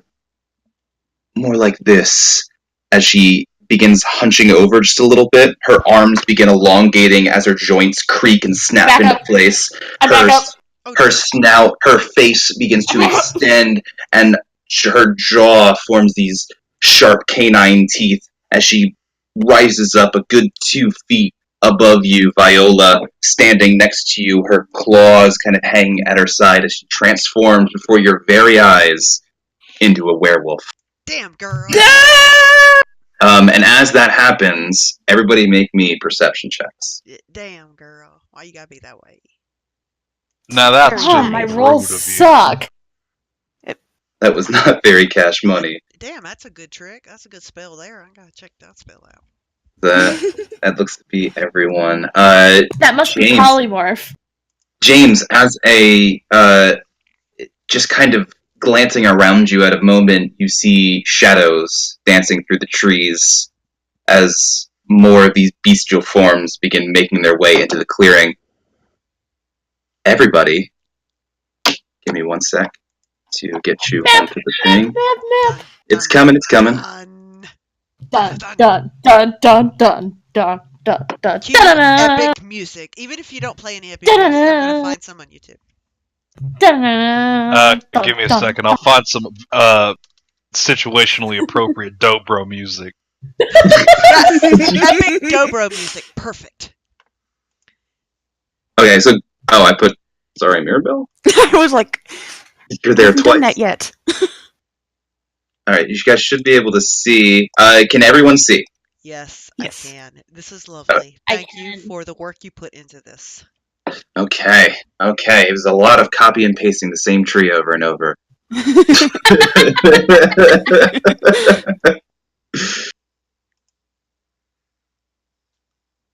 Are we? Oh, Uh-oh. My bad. Are we allowed to like move ourselves where we would have been? yeah. So before we actually roll, this was the tree she was up against. So if you guys would like to place yourselves around there, feel free to do so. Oh, Oh. wait. Oh no, not there. Up here. Up here. Up here. Yeah. James Okay. would probably be pretty close to this portion right here, just because he was pulling nails out of the tree. Right. Oh, good point. Good point. We were pulling nails, so I'm like over here then. Yeah, you should probably either be right beside me or either on the other side, or I backed up when she started changing because that shit crazy. Yeah. So this is what Zuleika looked like as you guys were approaching, and this is what she looks like as a werewolf. Cool. Fantastic. a werewolf. A Just werewolf. very friendly. A where's Waldo? She's a So puppy. she's a where's Waldo. So with that, roll me some initiative, Hell yeah. ladies and Jake. Oh yeah, you might want to remind everybody to Oh crap. hit Oh your token. yeah, make sure you click on your token first. I know how to do this. My name is not Agrep Quifam. Well, that's weird, huh? Yeah. What did this woman say her name was? Agrep Quifam. Dobra? She's been lying this whole time. No, that was a Dobro. What did No. she say her name was? Oh, Zuleika. I don't know why I thought it was because Jake's thing. Okay. Because I have an instrument called a dobro. Well, not so great on the Yeah, on not the great. initiative rolls there. That's fine. These guys aren't too hard. We can hear the glee in your voice.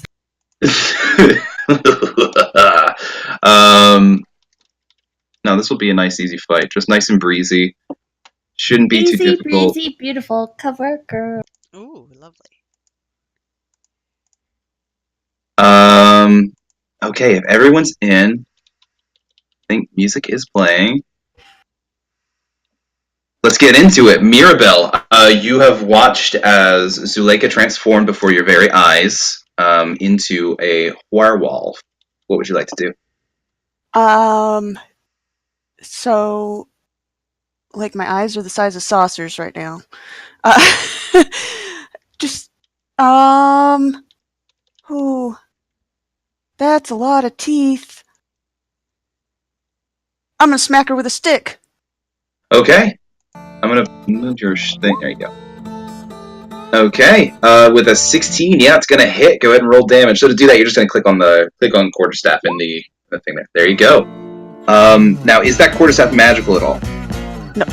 Okay, so you kind of watch as the staff bounces against the werewolf with no discernible effect. I'm gonna squeak, nervously.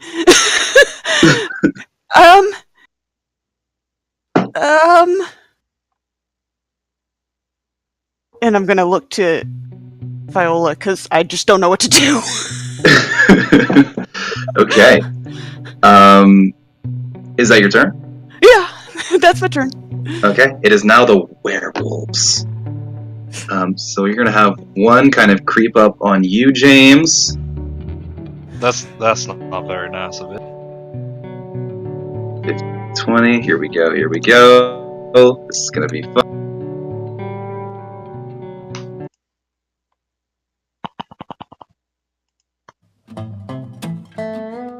see the predator's back.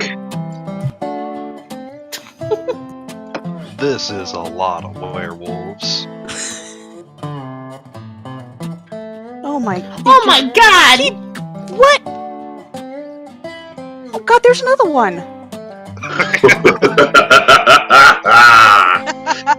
I feel like he rolled. I feel like he rolled a D12 for all the werewolves we would fight this encounter, and he got 12.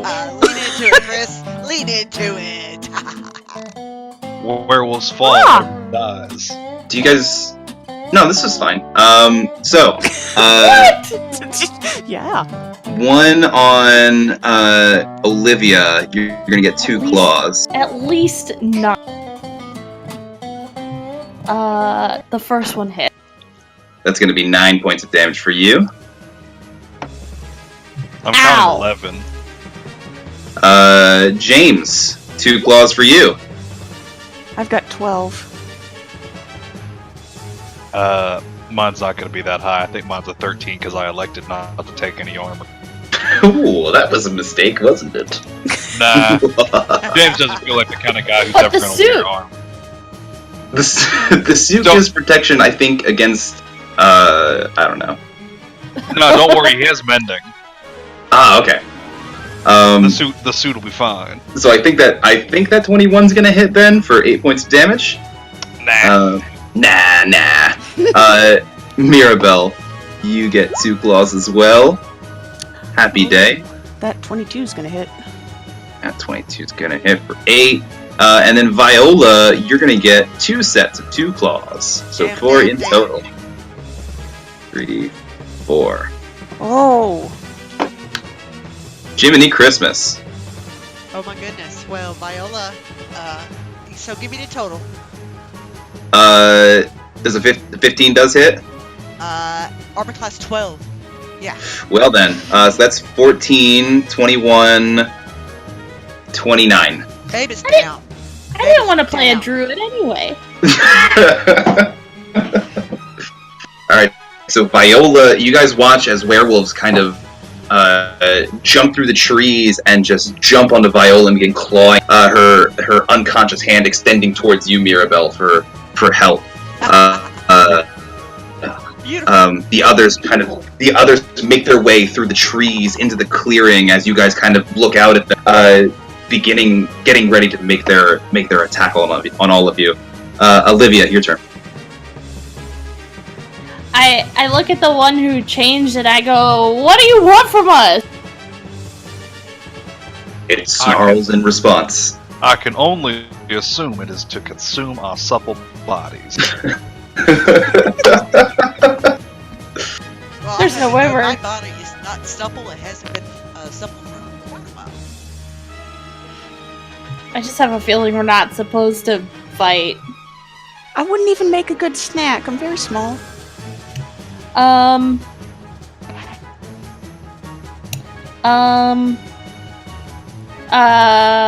I know if Mirabelle's a healer?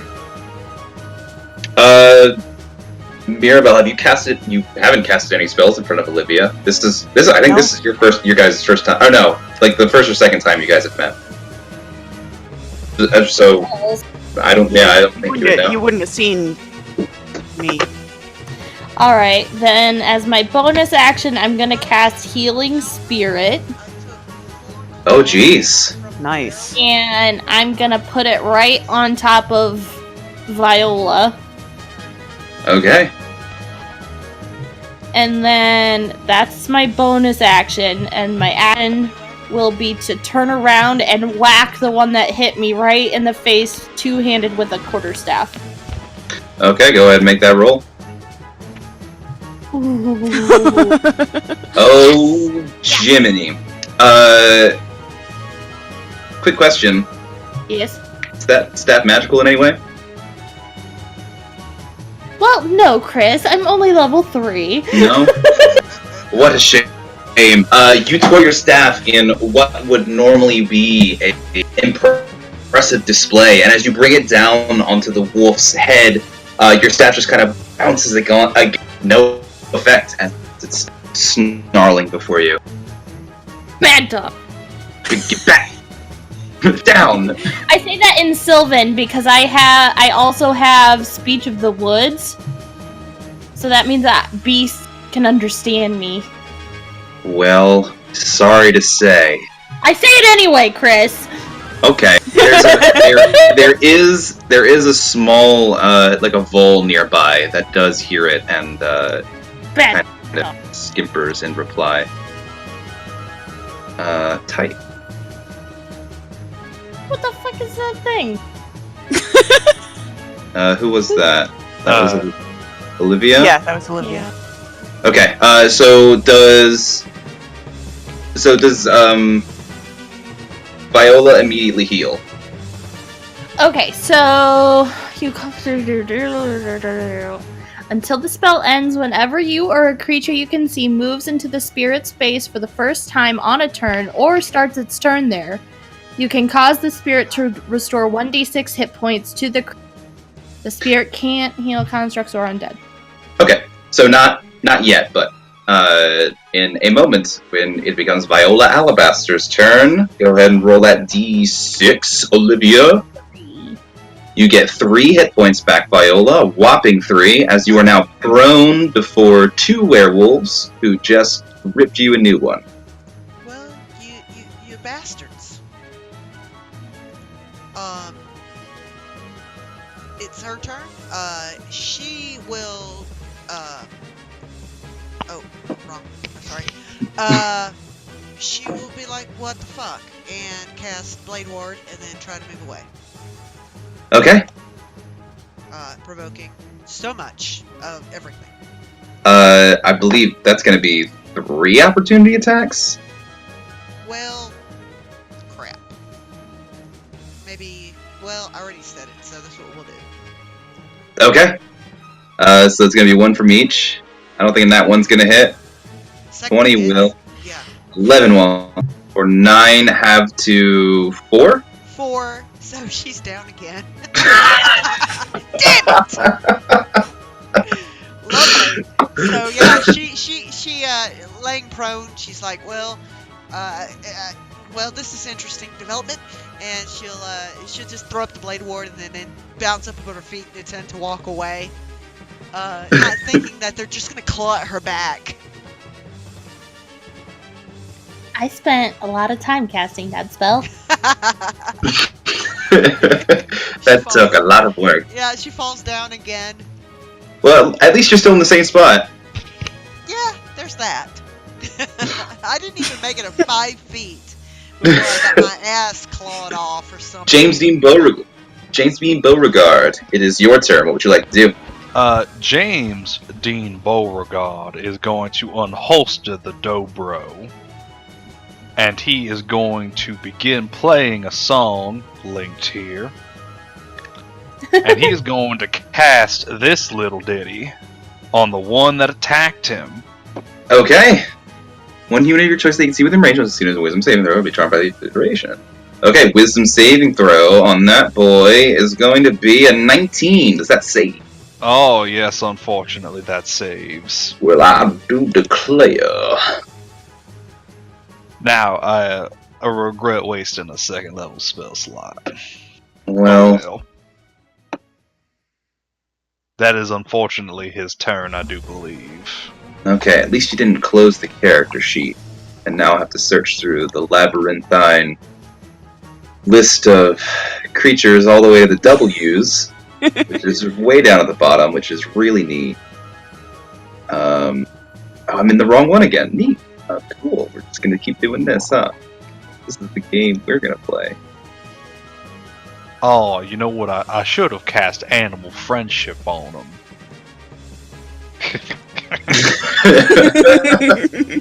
Well, Yeah. again, that would not have worked. Don't worry, I also have Charm Person.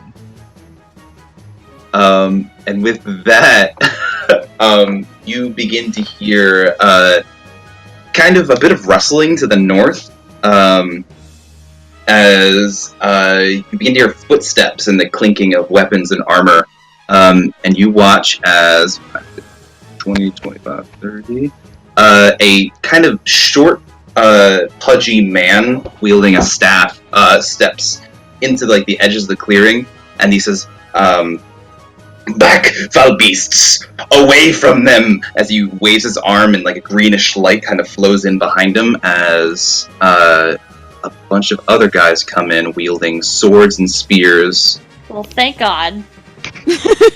Thank my leaky.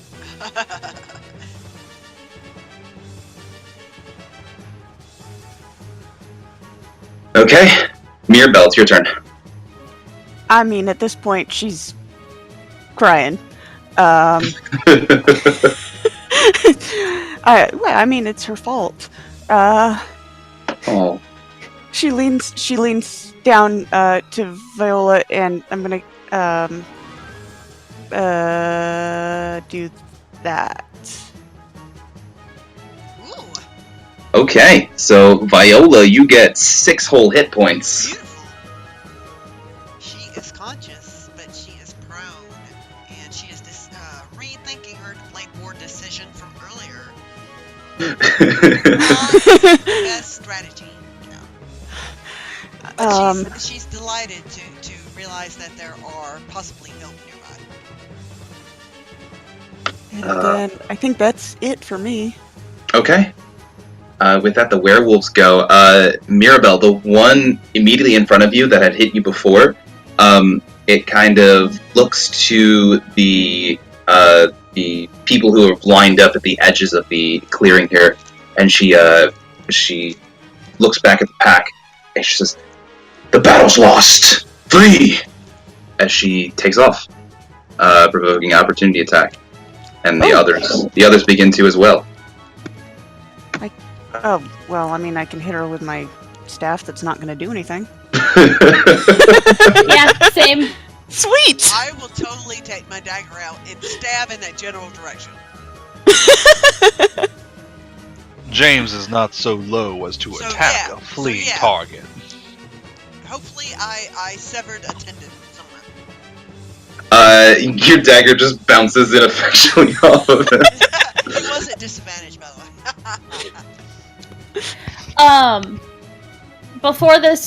Before we get too far, Yeah. this, I don't know if you'll be okay with this, Chris, but I still got 9 rounds on my healing spirit. Okay. Can I, give out those good heals? Yeah, I'll give it to you. While these guys are all fleeing, you can go ahead and roll for, I'd say, I'll give you... I can move it as a bonus action, so, I mean... Yeah, I'll give you 1d6 for each person.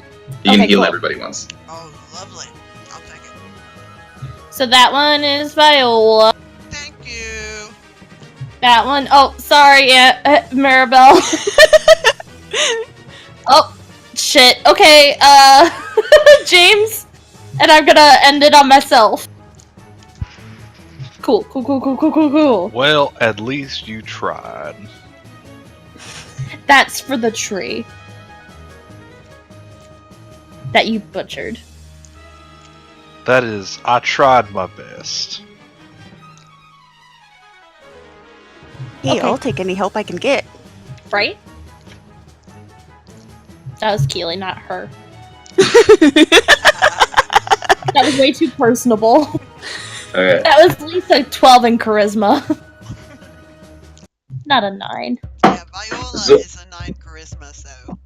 Oh, great. We're like different 9s. Like, I'm 9 bad and you're 9 good, kind of? I'm 9 annoying. Right. I'm 9 angry. There's different Right. variables of 9. Okay, give me one moment. I'll put you guys back on the landing page. Or I'll just keep you here for a minute.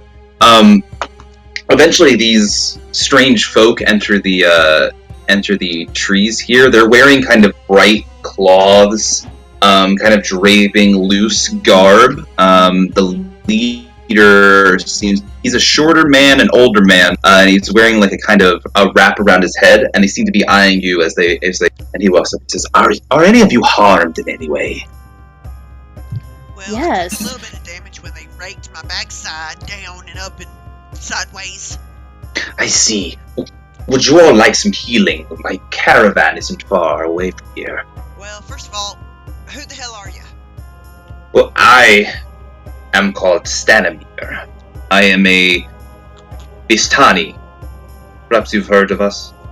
No, I ain't heard of no Fistani? Fistani with an elf? Vis, with a V. E. Yeah, Sorry, I'm Vistani. all loopy. I'm all loopy. I understand. Please, let us give you food and water and some wine, and you can sit down by our fire for a little while and rest up. Do I know what Vistani are? You can roll a I don't history know. check. Is the fog still about? The fog is still about. Okay. I'm kind of gonna lift a finger and be like, the last time I went with someone didn't go well. We wish you no harm. As a matter of fact, we think you all may be able to help us with something. If you would prefer to stay here, I can bring food and water to you and we can part ways. But we can carry you in our caravan for a little while at least.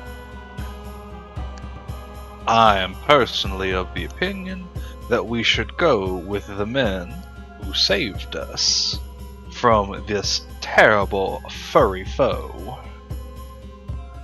The I werewolves I are agree with you, Beauregard, but I'll have you know that we this creature was like nailed to this tree, right? And we come over here, we check about this creature, and it tries to tear us down, and I feel unconscious. Do you know how long it's been since I'm sorry, I didn't mean to make that outburst. I'm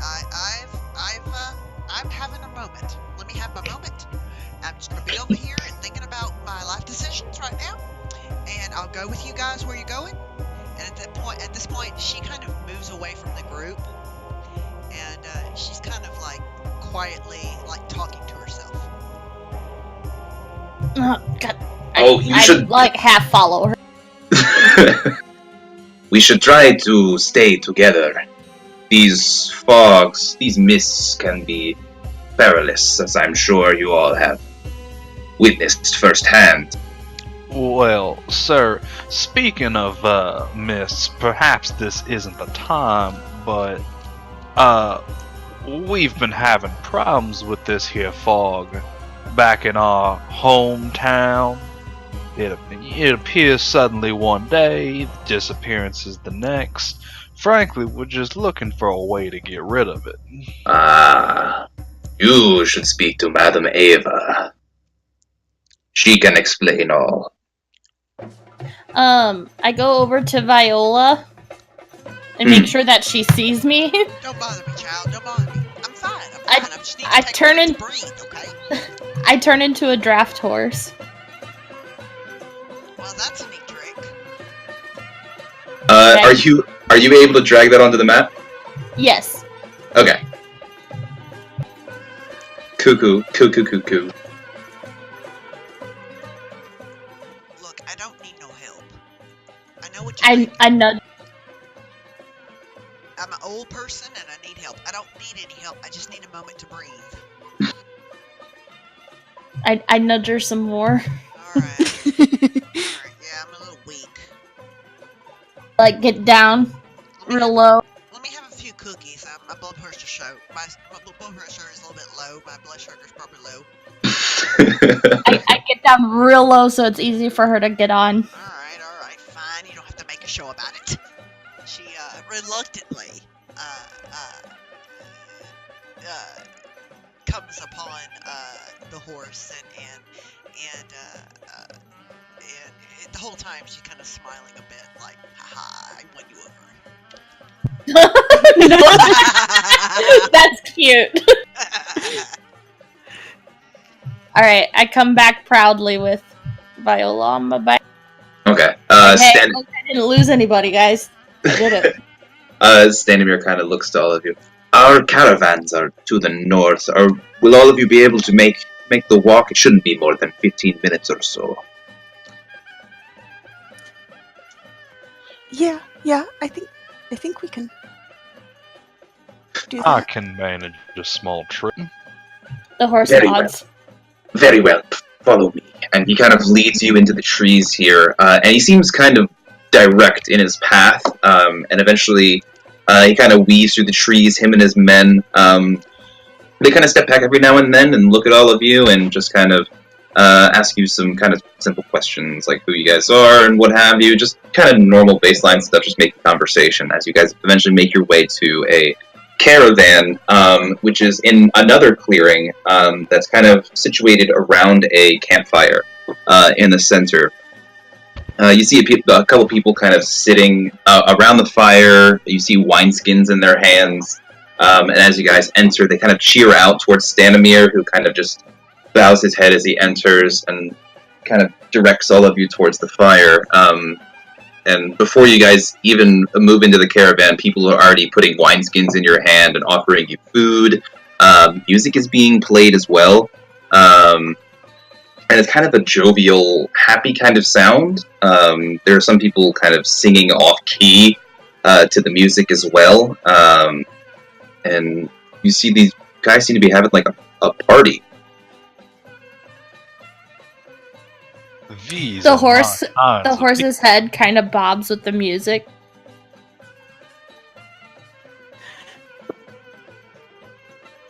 Mirabelle's probably going to be trailing along next to the horse and looking. I'm so sorry, Viola. I'm so sorry. I'm all right. Just relax. I wonder who these people are.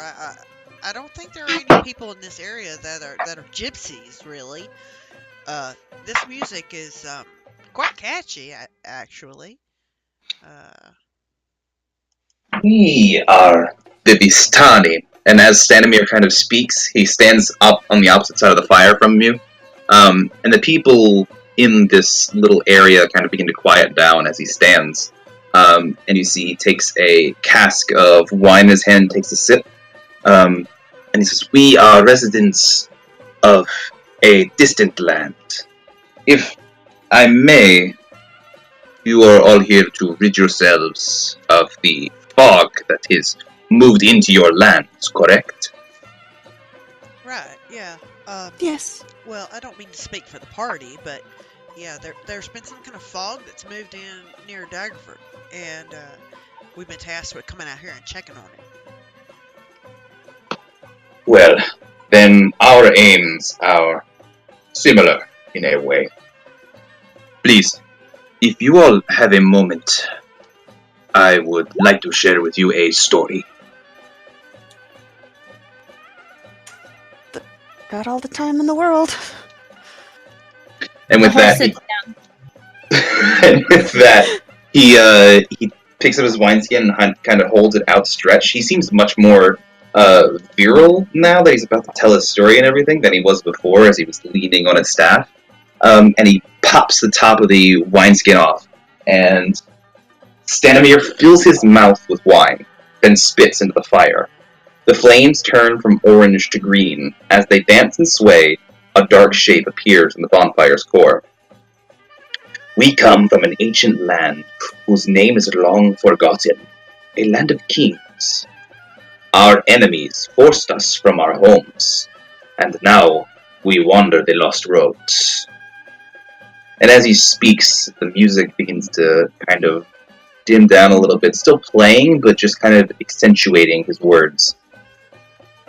The dark shape in the fire takes the form of a man being knocked from his horse, a spear piercing his side.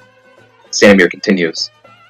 One night, a wounded soldier staggered into our camp and collapsed. We nursed his terrible injury and quenched his thirst with wine. He survived. When we asked him who he was, he wouldn't say. All he wanted was to return home. But we were deep in the land of his enemies. We took him as one of our own and followed him back toward his homeland. His enemies hunted him. They said he was a prince, yet we didn't give him up, even when the assassins fell upon us like wolves. Deep in the bonfire, you see the dark figure standing with sword drawn, fighting off a host of shadowy shapes. This man of royal blood fought to protect us, as we protected him. We bore him safely to his home, and he thanked us. He said, I owe you my life. Stay as long as you wish. Leave when you choose, and know that you will always be safe here. The figure in the dancing fire vanquishes its final foe, then disperses in a cloud of smoke and embers. Stanimir's face becomes a somber mask. A curse has befallen our noble prince, turning him into a tyrant. We alone have the power to leave his domain. We've traveled far and wide to find heroes such as yourselves to end our dread lord's curse and put his troubled soul to rest. Our leader, Madame Ava, knows all. Will you return to Barovia and speak to her with us? And this will get rid of the fog. We believe the curse is somehow linked with this fog. Yes. My background gives me the Wanderer feature. Mhm. I don't know if that would help in this situation. You- But do I know anything about Barovia? You've never heard of the place. The horse looks stupefied.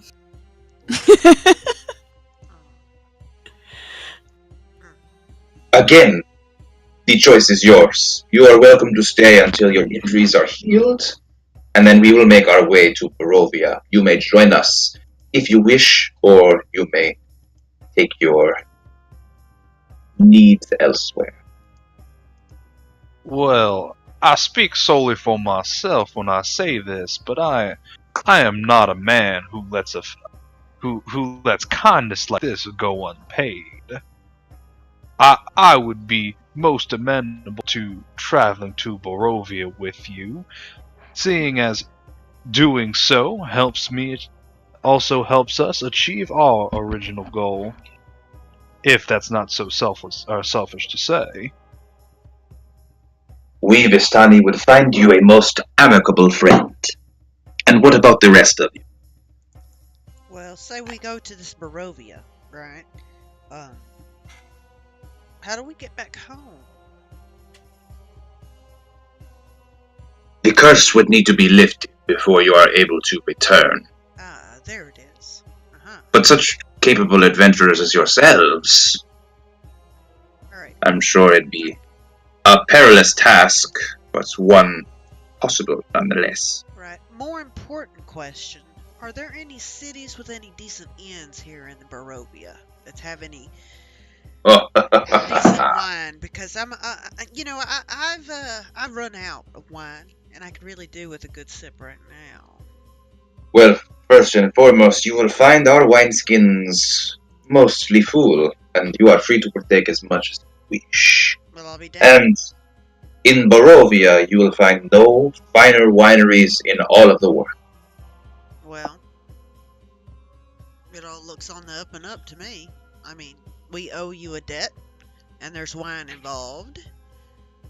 Please, you would have done the same for any of me or my kids.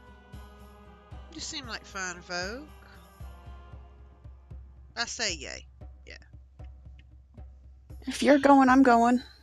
Now, Aw, Maribel, you're your own person. If you're not up for it, I mean, I'm just a clerk. Well, let me tell you, dear. At one time, I was just a kid, and the thing about inexperience is that it's only temporary. Okay, you'll eventually learn. We all do. I'm learning every day. Like I said, if you're going, I'm going. What better to learn among friends, right? Yeah. well, as it seems like we have 3 yays, but unfortunately our 4th friend is only in the position to respond with nay. At this point, The horse spits. Viola uproariously laughs as soon as she finally gets it, and she dismounts. She's still kind of doubled over and laughing. Oh, that was a good one, Beauregard. Hot damn. That was good. Olivia shifts back into her small little gnome form. I was hired to escort and guide you all. And if this is where you want to go, then I guess I have to follow. That is a sour addition to this group. But Olivia's part, I do believe. Very well. Let us not waste any time. He kind of looks back. Saddle up! And everyone kind of, even the people who have been drinking heavily since you arrive, kind of get up and stand on, like, sit upon their caravans and everything like that. You guys see plenty of open space on the back of these carts. And they kind of wait for you guys to mount up yourselves.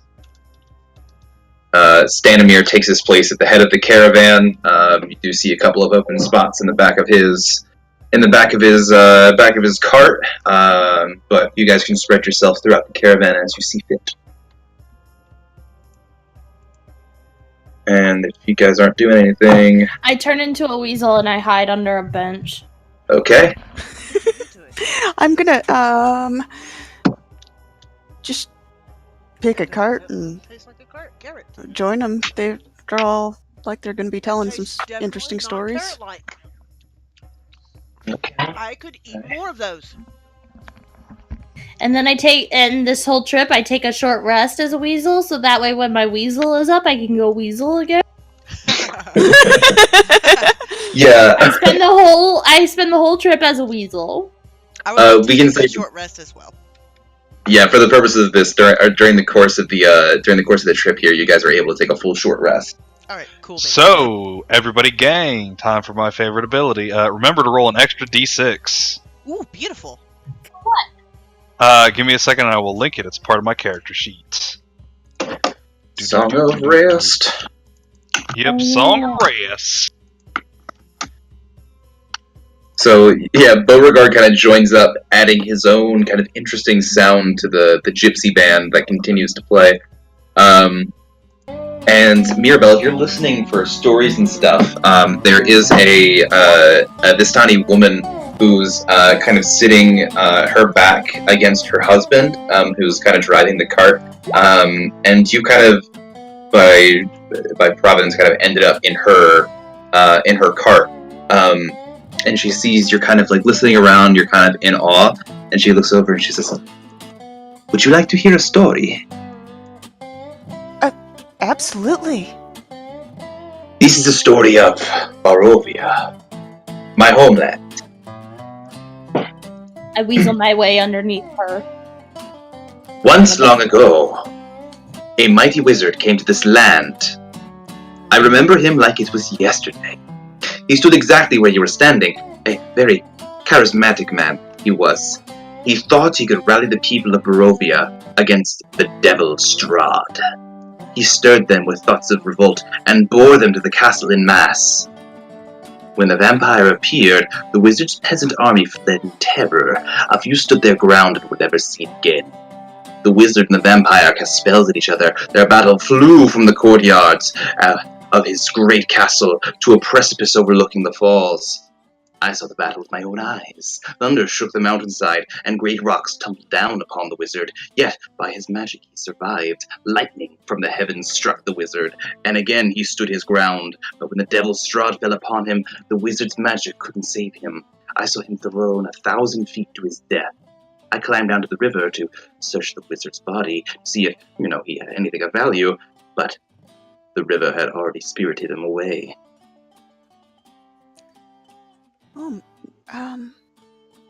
Was that... How long ago was that? Long ago, you see she's kind of being vague. A long time ago, about a year.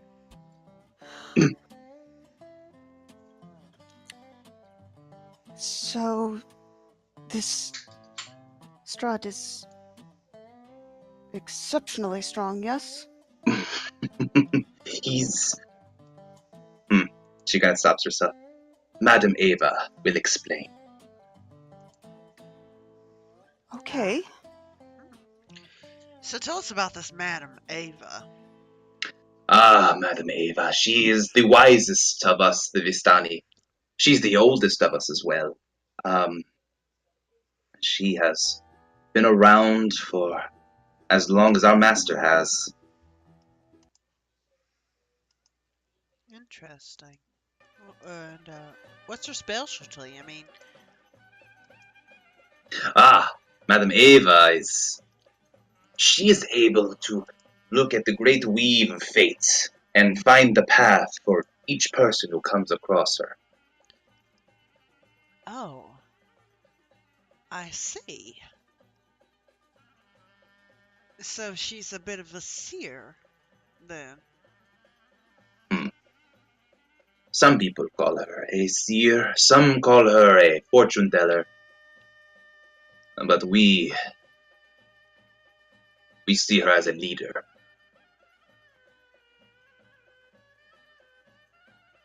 Interesting.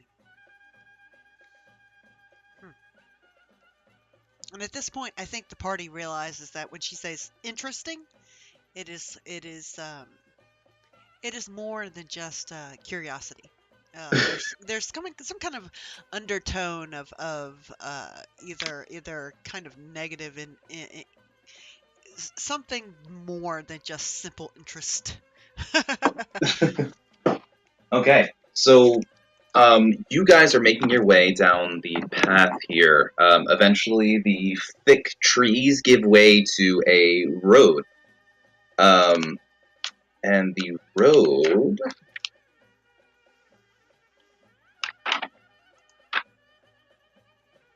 as you guys are moving forward, you see black pools of water stand like dark mirrors in and around the muddy roadway. Giant trees loom on both sides, their branches clawing at the mists above you.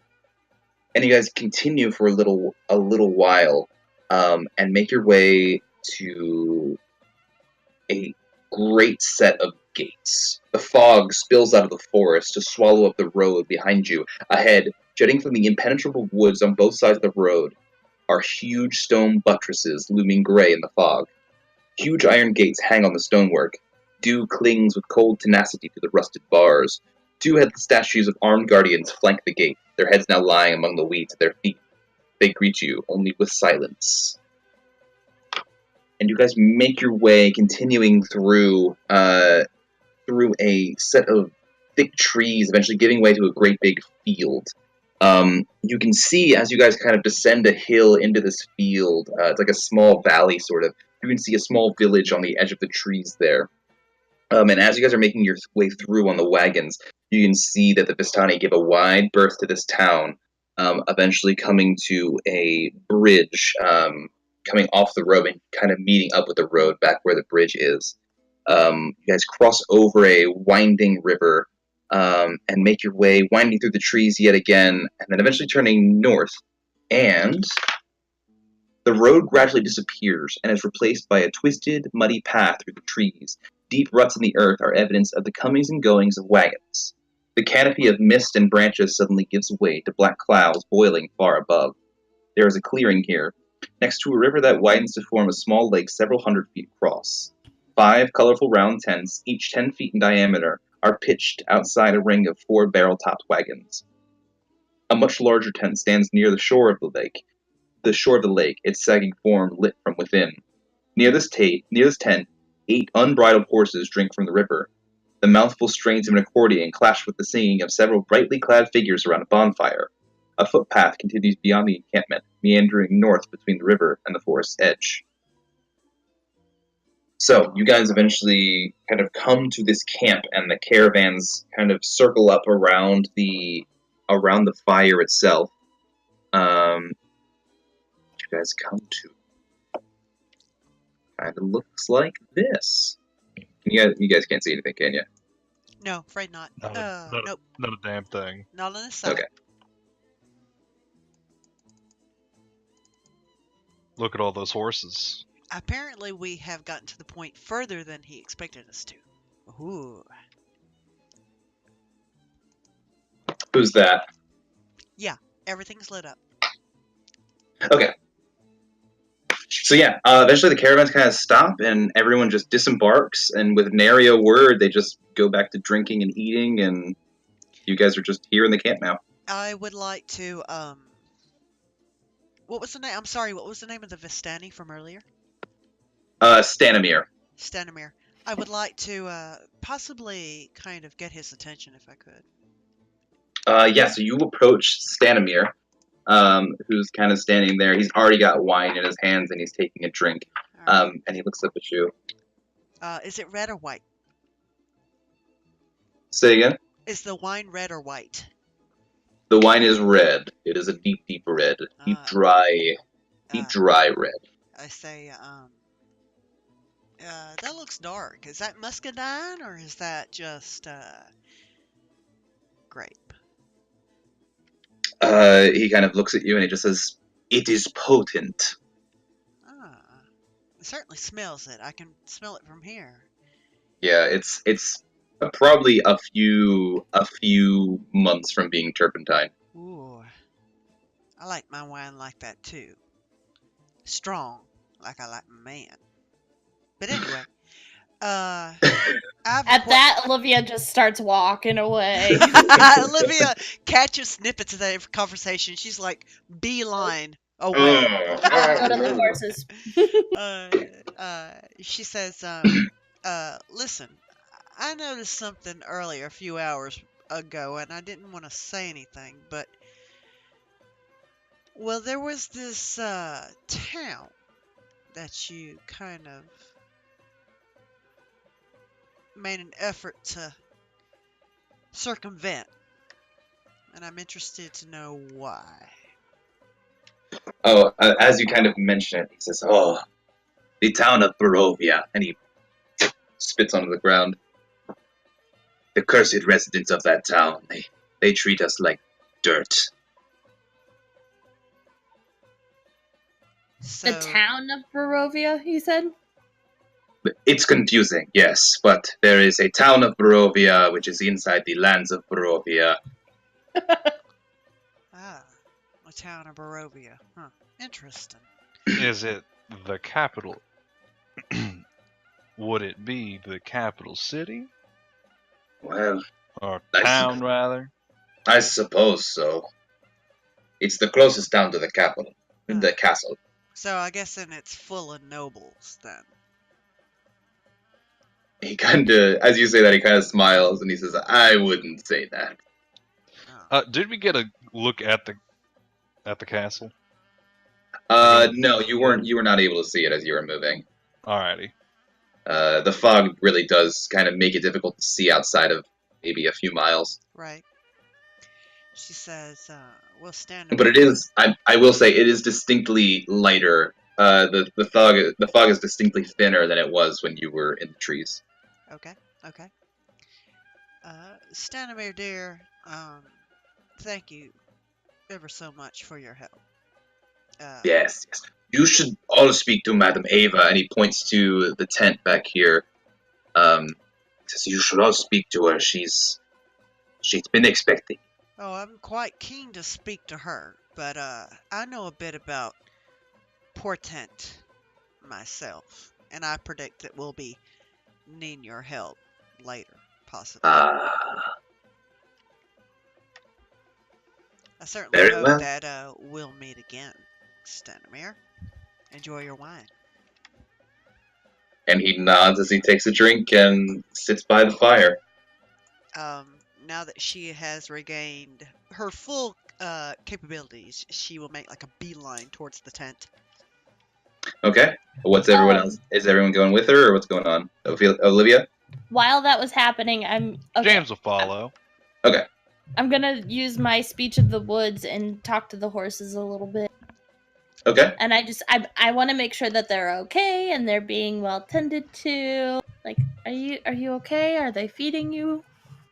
You see a couple of them drinking from the water, and as you approach, you kind of begin speaking, asking questions and stuff like that, and one of them just... They're very simple questions. Yeah, it kind of answers back. It's like, they feed us well, everything's good. I don't know what a horse voice sounds like. That sounds exactly That sounds it. like a great I I'm, can horse tell you. voice. I'm, Yes, that's I'm exactly. trying to do Mr. Ed. I just give them some pats. I give them some pats and make sure they're all healthy. I'd do well for some oats if you have any. Oh, I don't, but I'll tell them. Well, shucks. I look back at the people and in common I go, "Your horses are hungry. They could use some oats if you have them." And of course, this What? this horse's name is Shucks now. Oh, shucks. One of the Vistani kind of waves their hand. They just say, "We'll feed them in a moment." I look back at the one that said that he wanted oats and I'm like, "I give you permission to like buck him off of you the next time he rides you." The well, all right. Cool. I All will right, do that. my work here is done. Has your permission. I meet up with the group as they're She has closing in on sown this. seeds for a horse riot. A horse. I'm all about animal riots, guys. The great horse insurrection of Barovia. I am the founder of PETA. Okay, so James, you were gonna follow Viola Mirabelle. Are you following as Scampering well? after as fast as my little feet can carry me. Okay. She turns around and says, "Like, Maribel, keep up. We're As you guys come to the clearly in a strange place." As you guys come to the entrance of the tent, you see magic flames that cast a reddish glow over the interior of the tent, revealing a low table covered in black velvet cloth. Glints of light seem to flash from a crystal ball on the table as a hunched figure peers into its depths. As the crone speaks, her voice crackles like dry weeds. At last, you have arrived. As cackling laughter bursts like mad lightning from her withered lips. She looks over each of you, and the first person she looks to Olivia. She says, Olivia, welcome to Barovia. You are a person of the wilds and have been closer to these lands than you know. And as her fingers and eyes kind of drift over to you, Viola, she says, Viola Alabaster, you will not find seas to keep company here. She looks back to James Dean Beauregard.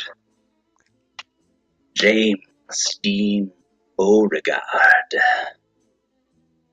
you will find many vacant lands here. Perhaps a home, if you so desire. Mirabelle Drews. There are not many by way of friends in these lands, but it seems you have made the closest for some time. Welcome, friends, to the land of Barovia. Why, thank you for this introduction. I am happy to hear that there may be possible land holdings available. I am currently looking to change residence after the fickleness of all. I will not get into that. Thank you for welcoming us so wholeheartedly into your camp. Perhaps you all would like a fortune read. Oh. You know who we are. Who are you, Madam Eva? I am Madam Eva. The fools outside of my tent have no clue as to my power here. I am as old as these lands. I have seen every corner of Barovia. I know all. Out of character, having a history with divination, can I roll an Arcana to determine if she's actually being able to tell the future, or know, or just guessing at all of this? Yeah, go ahead and make an insight check. Oh, insight. Gotcha. Oh, sorry. What were you? Did you have Well, a specific? I was going to say Arcana to see about like all of her stuff. If it was it just for show, or is there like some genuine, like the crystal ball is the real thing and all of that? Yeah. So you've run into charlatans before, and you've seen like the unnatural kind of weathering they give to their stuff to kind of give it that air of Right. mystery. Kind of looking over her things, you get the sense that this is pretty legit. A lot of the stuff she has on her walls are things typically used in divination rituals and things Okay. of that nature. Okay. And they seem to be old, well used, and Huh. in particular, the crystal ball in front of her seems to be of particular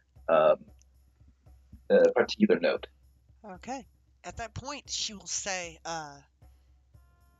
well, you check out. So I would absolutely love my future red, please. First amongst all of us, if that's okay. The first one, like immediately, I like right now.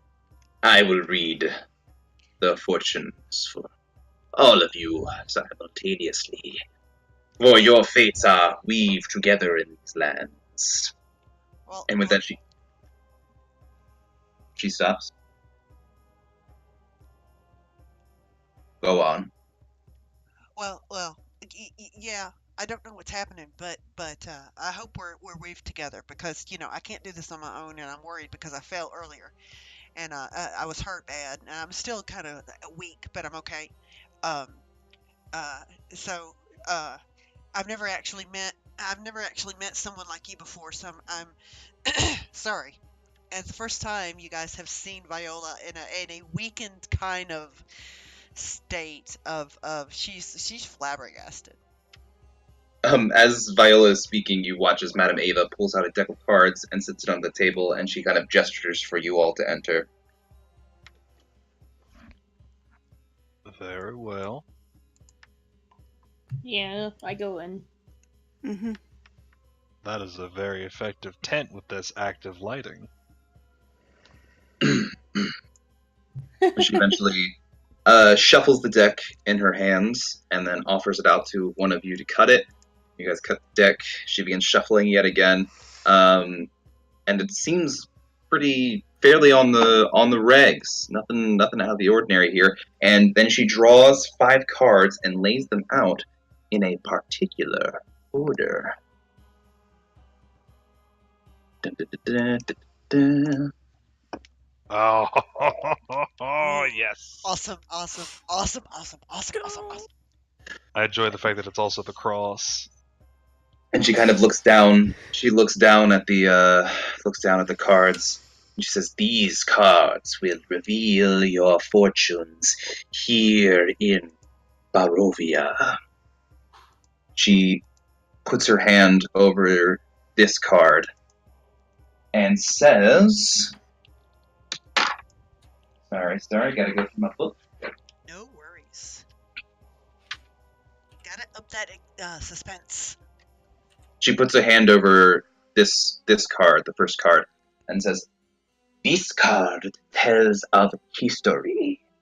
Knowledge of the ancient will help you better understand your enemy."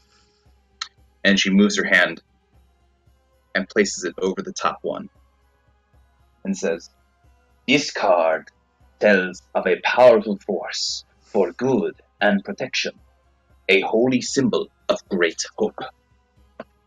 Slow down. Slowing down.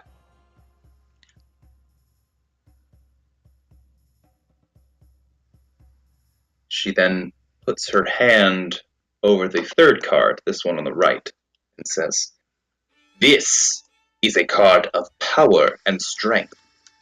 It tells of a weapon of vengeance, a sword of sunlight." Then she moves her hand again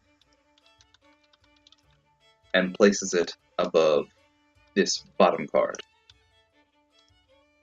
and says, "This card sheds light on one who will help you greatly in the battle against darkness."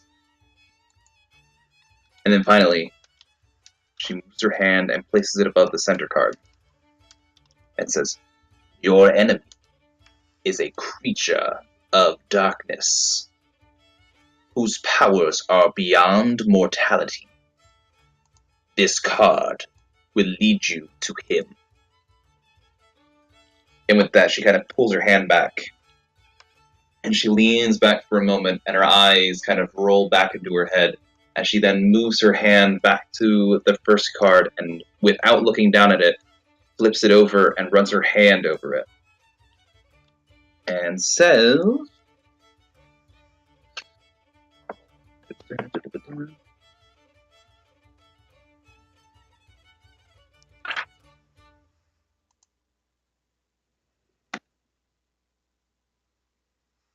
She says, "Seek a cask that once contained the finest wine, of which not a drop remains." Her eyes still rolled back, her head leaning back. She flips over the second card.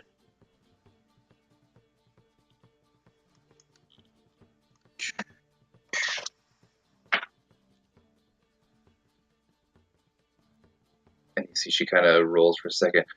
"I see a dead village, drowned by a river, ruled by one who has brought great evil into the world."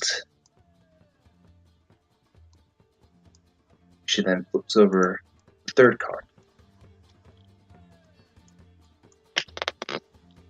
And she kind of stops, and you see a pained look kind of come on her as she says, "I see a faceless god. He awaits you at the end of a long and winding road, deep in the mountains." And as the moment passes, her pain kind of subsides, and she moves to card number 4.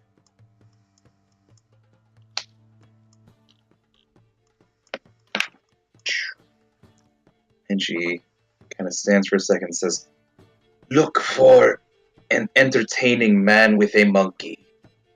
This man is more than he seems." And then finally, card number 5.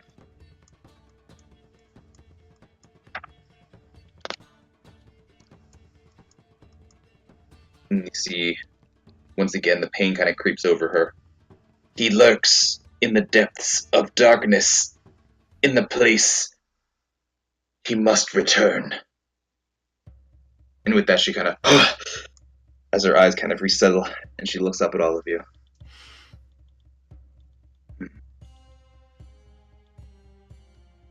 She looks down at the spread of cards in front of her.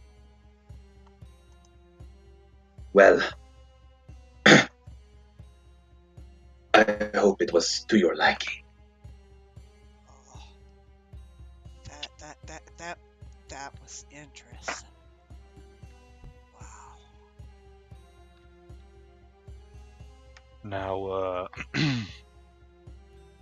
Now, my hearing isn't what it used to be, but I'm pretty sure that that one about the sword. Now, what was that one again? And that was Jake in character saying my Discord was cutting out pretty hard. Okay. Did you catch the other ones at least? Yeah. Okay. The one about the sword. Well, that was the one where she got all wrong.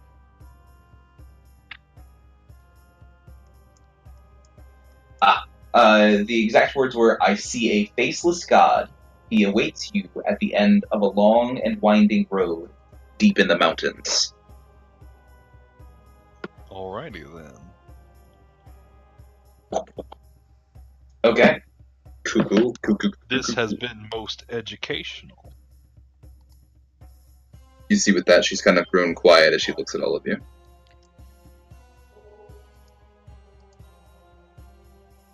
Viola's kind of just staring at her. Well, James kind of just stops for a second. Now, it seems like to me that, well, James is kind of at a loss for words. I mean, you're powerful. Why haven't you done something? And as you say that, she kind of leans back in her chair and folds her hands in front of her. My fate is weaved to this place. I cannot be the one to break the curse. Not knowing anything about curses, Mirabelle's like, all right, that makes sense. Yeah, that tracks. Sure, sounds good. Viola says, well, sorry,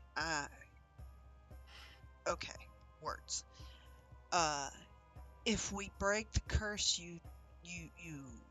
you're injured or disappeared or something of that kind of something? The curse is upon our master, our prince. Prince.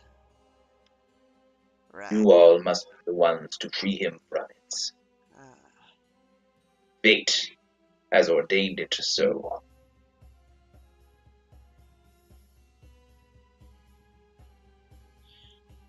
Well, this just might be my raising coming through. Seems like, to me at least, we should have a word with the man. We are guests in his land, of course. It's only polite.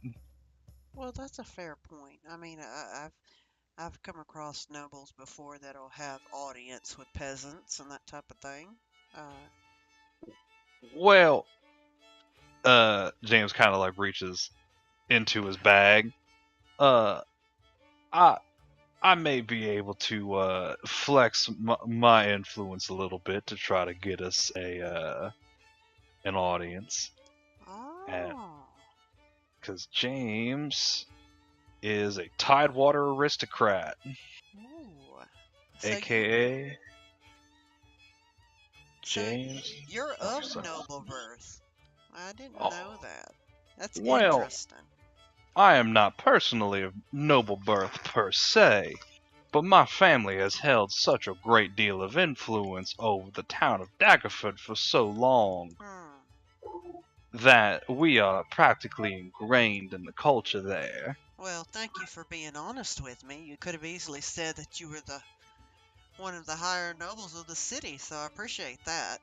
You may use whatever means you wish to break the curse, but you will find our master unswayed in the ways of bloodlines. Oh, well, I assume that means we're not getting an audience then. Oh well, it was worth a shot. The fortune is over. And she gestures towards the flap that marks the entrance of her tent. I leave. Viola kind of doesn't stand at all. She just kind of sits there, her eyes downcast, kind of thinking, kind of like chewing on a thumbnail. Why, thank you, Madam Ava. I would thank you for like I said, your hospitality and the fortune reading. It has, like I said, it's been most educational. But unfortunately, I must make my retreat, and I imagine you do without the company all the same. You seem quite winded by the whole experience. She kind of just nods. James is going to take his bow and leave. I'm Mirabelle's standing next to Viola, kind of leaning around her, and kind of taps her on the shoulder and goes, I think we're gonna head out. Yeah. Hang on a minute. Let me ask a question real quick. So, what's your favorite incense? Now, I got a few. Violet, peppermint's pretty good. What's your favorite? What helps you see images? Because I'm having trouble with images, especially because I'm trying to focus on like portents and that type of thing. I've only recently really kind of gotten into the portent thing, the divination thing, and she goes on to continue to speak incessantly about divination and portents for the next 5 minutes. I'm sorry. What? you're just That's you're it just in character. you're just going on. You're just going Yeah, on. You're just yeah, kind of going yeah. on and on. I've recently learned about spells for portents and all of that, and you're Oh, really okay. good at this. You know what you're doing. So you're like a professional, right? You're professional. So like, what's your favorite incense? Is it peppermint or eucalyptus or that kind of thing, or lavender? Uh, Lavender's good. you continue talking for some time, and Madame Ava just kind of stares at you. Um, and you She's kind so of awkward. She's so awkward. Yeah. continue talking and talking, and she just continues to stare at you. You guys are both awkward. And she just doesn't. She just doesn't have All right. anything to say. All right. All right. I Olivia understand. They're all Olivia good. pokes her head in and goes, "Come on." I'm coming. I'm just trying to get an important question answered. All right.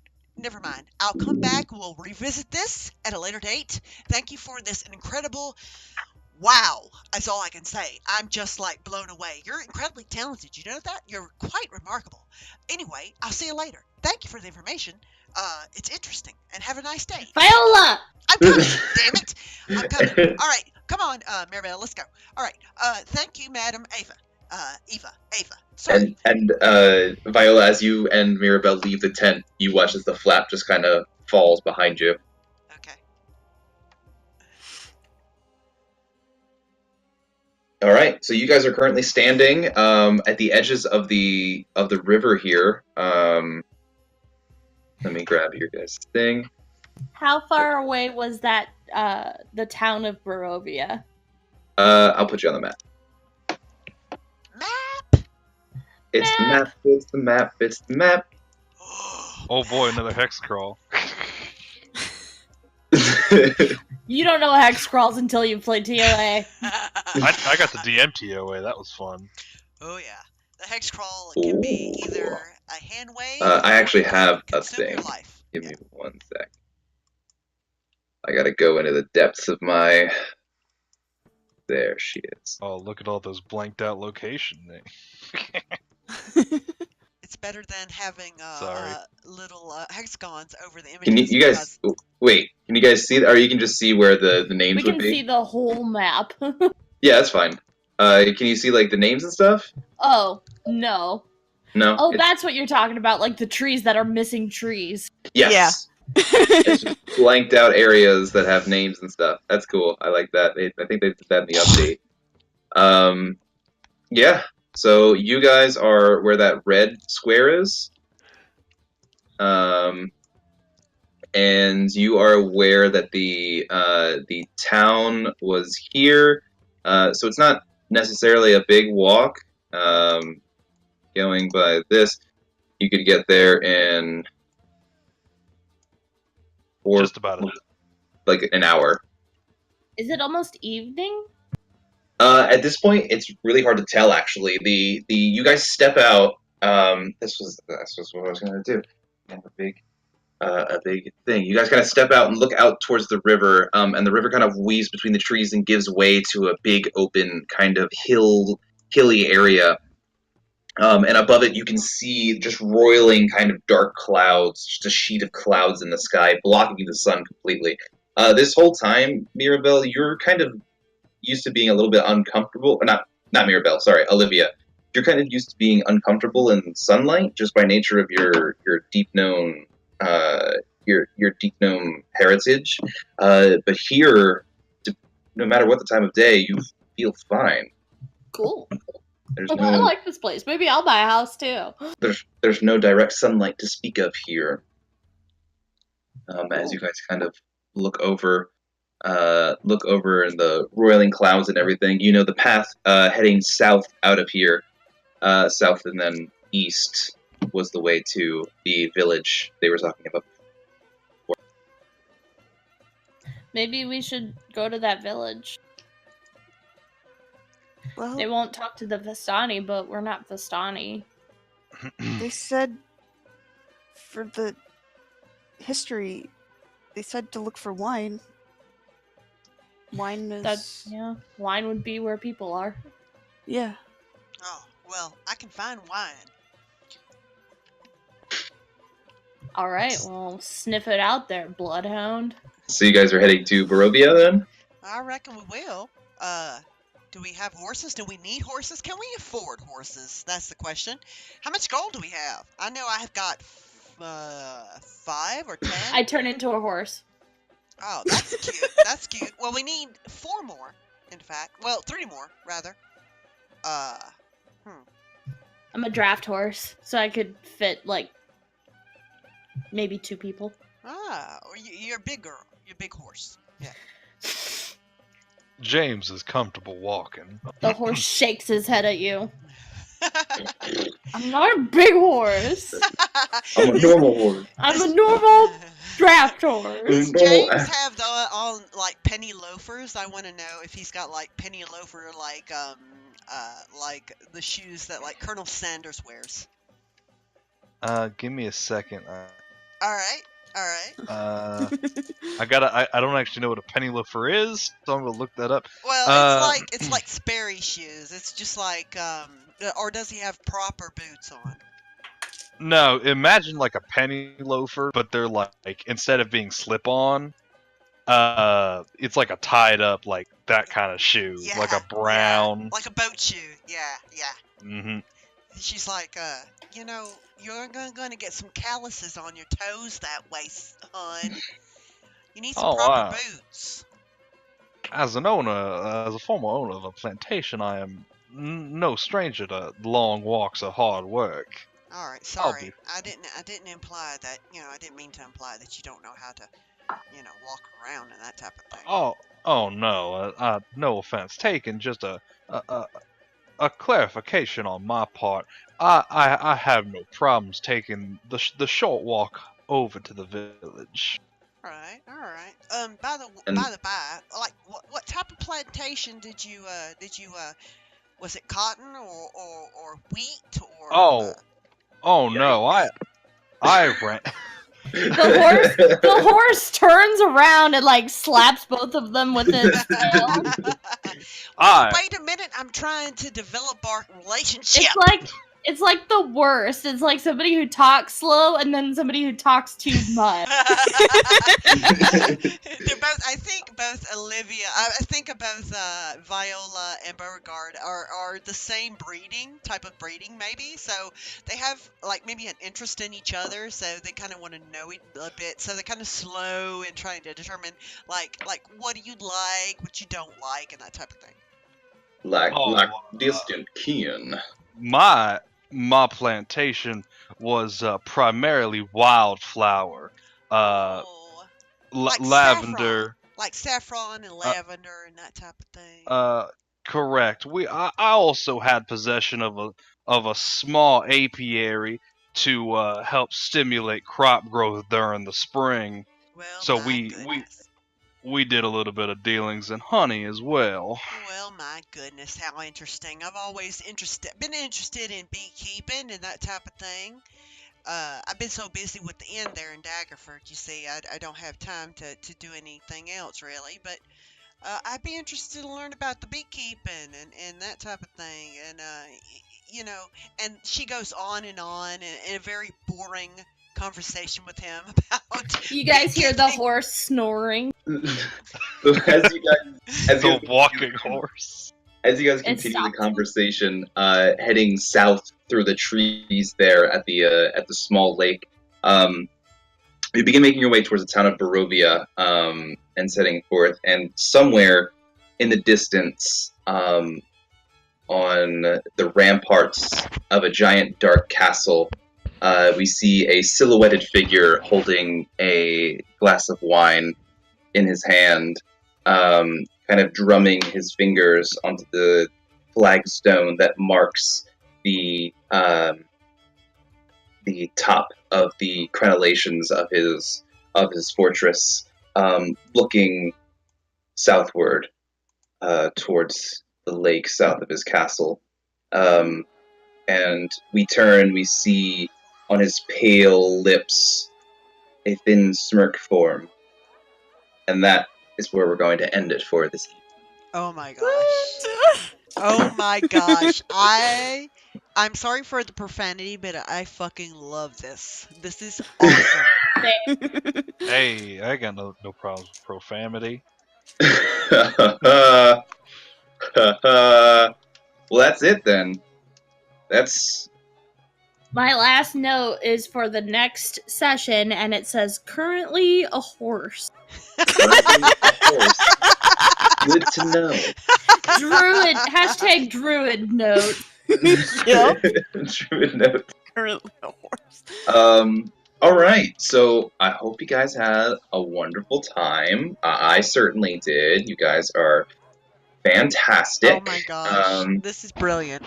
Thank you, Chris, for including me in this. I'm having a brilliant time. Thank you all, and I'm so excited for this campaign. I really am. I'm just like ecstatic.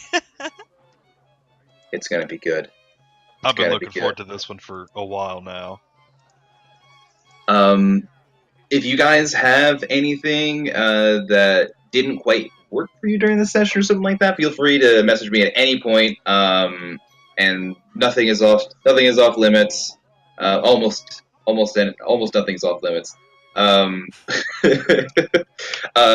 yeah, if you had an issue or something like that along those lines, feel free to reach out to me and let me know. No worries.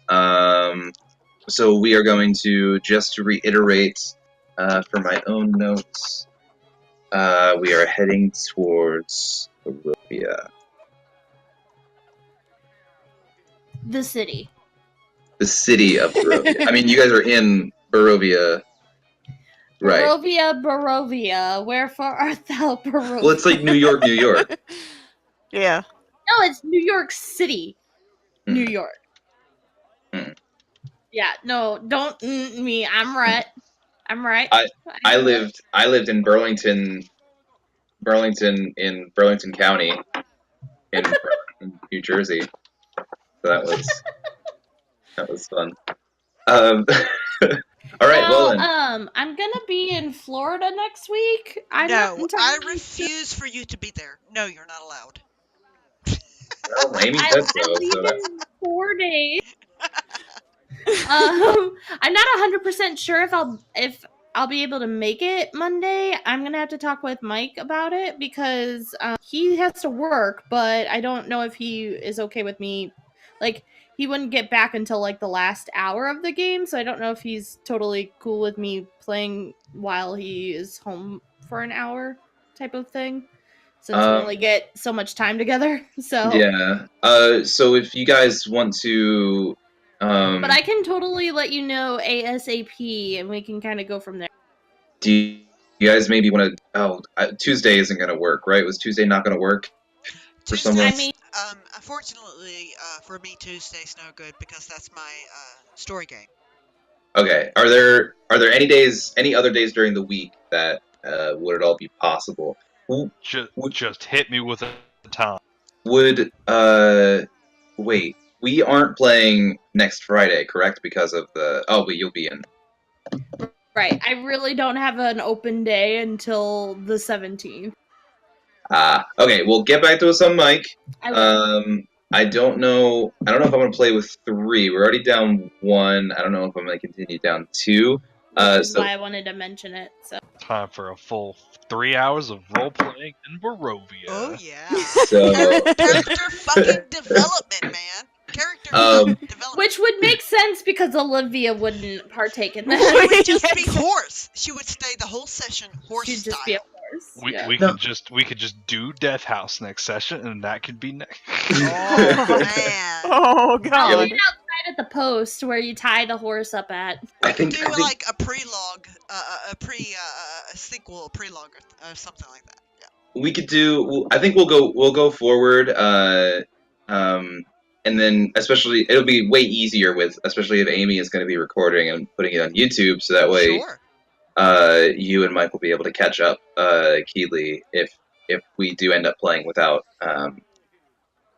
you guys. But yeah, ask Mike, see if it's cool. I don't. If he says no, tell him To buzz off? No, tell him it's I going to be a would never. problem. He's gonna cause a problem with me. No, I'm just kidding. I know. We'll talk about it. I'll talk to you later about it. Yeah. Probably no later than tomorrow. Cool. Everyone else, thank you again for a lovely session. Hopefully I can keep up this pace. I mean, I feel good about what went down during this whole thing. I hope you guys did too.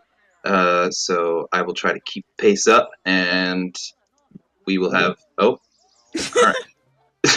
we will have a. We'll forge ahead for next week. So for now, good evening, ladies and gent. And I'll talk to you guys. I'll talk to you guys during the week, and we will finalize. We're planning next week, no matter what. We'll Okay. finalize whether or not Keeley will be able to make it next week. Okay. Sounds good. Thank Okay, you, so- Chris. Good. Thank Thank you. you, Chris. No problem. Thank you guys. Have You guys a were good great. night. You did a great job, Chris. So much Thank fun. you. Absolutely.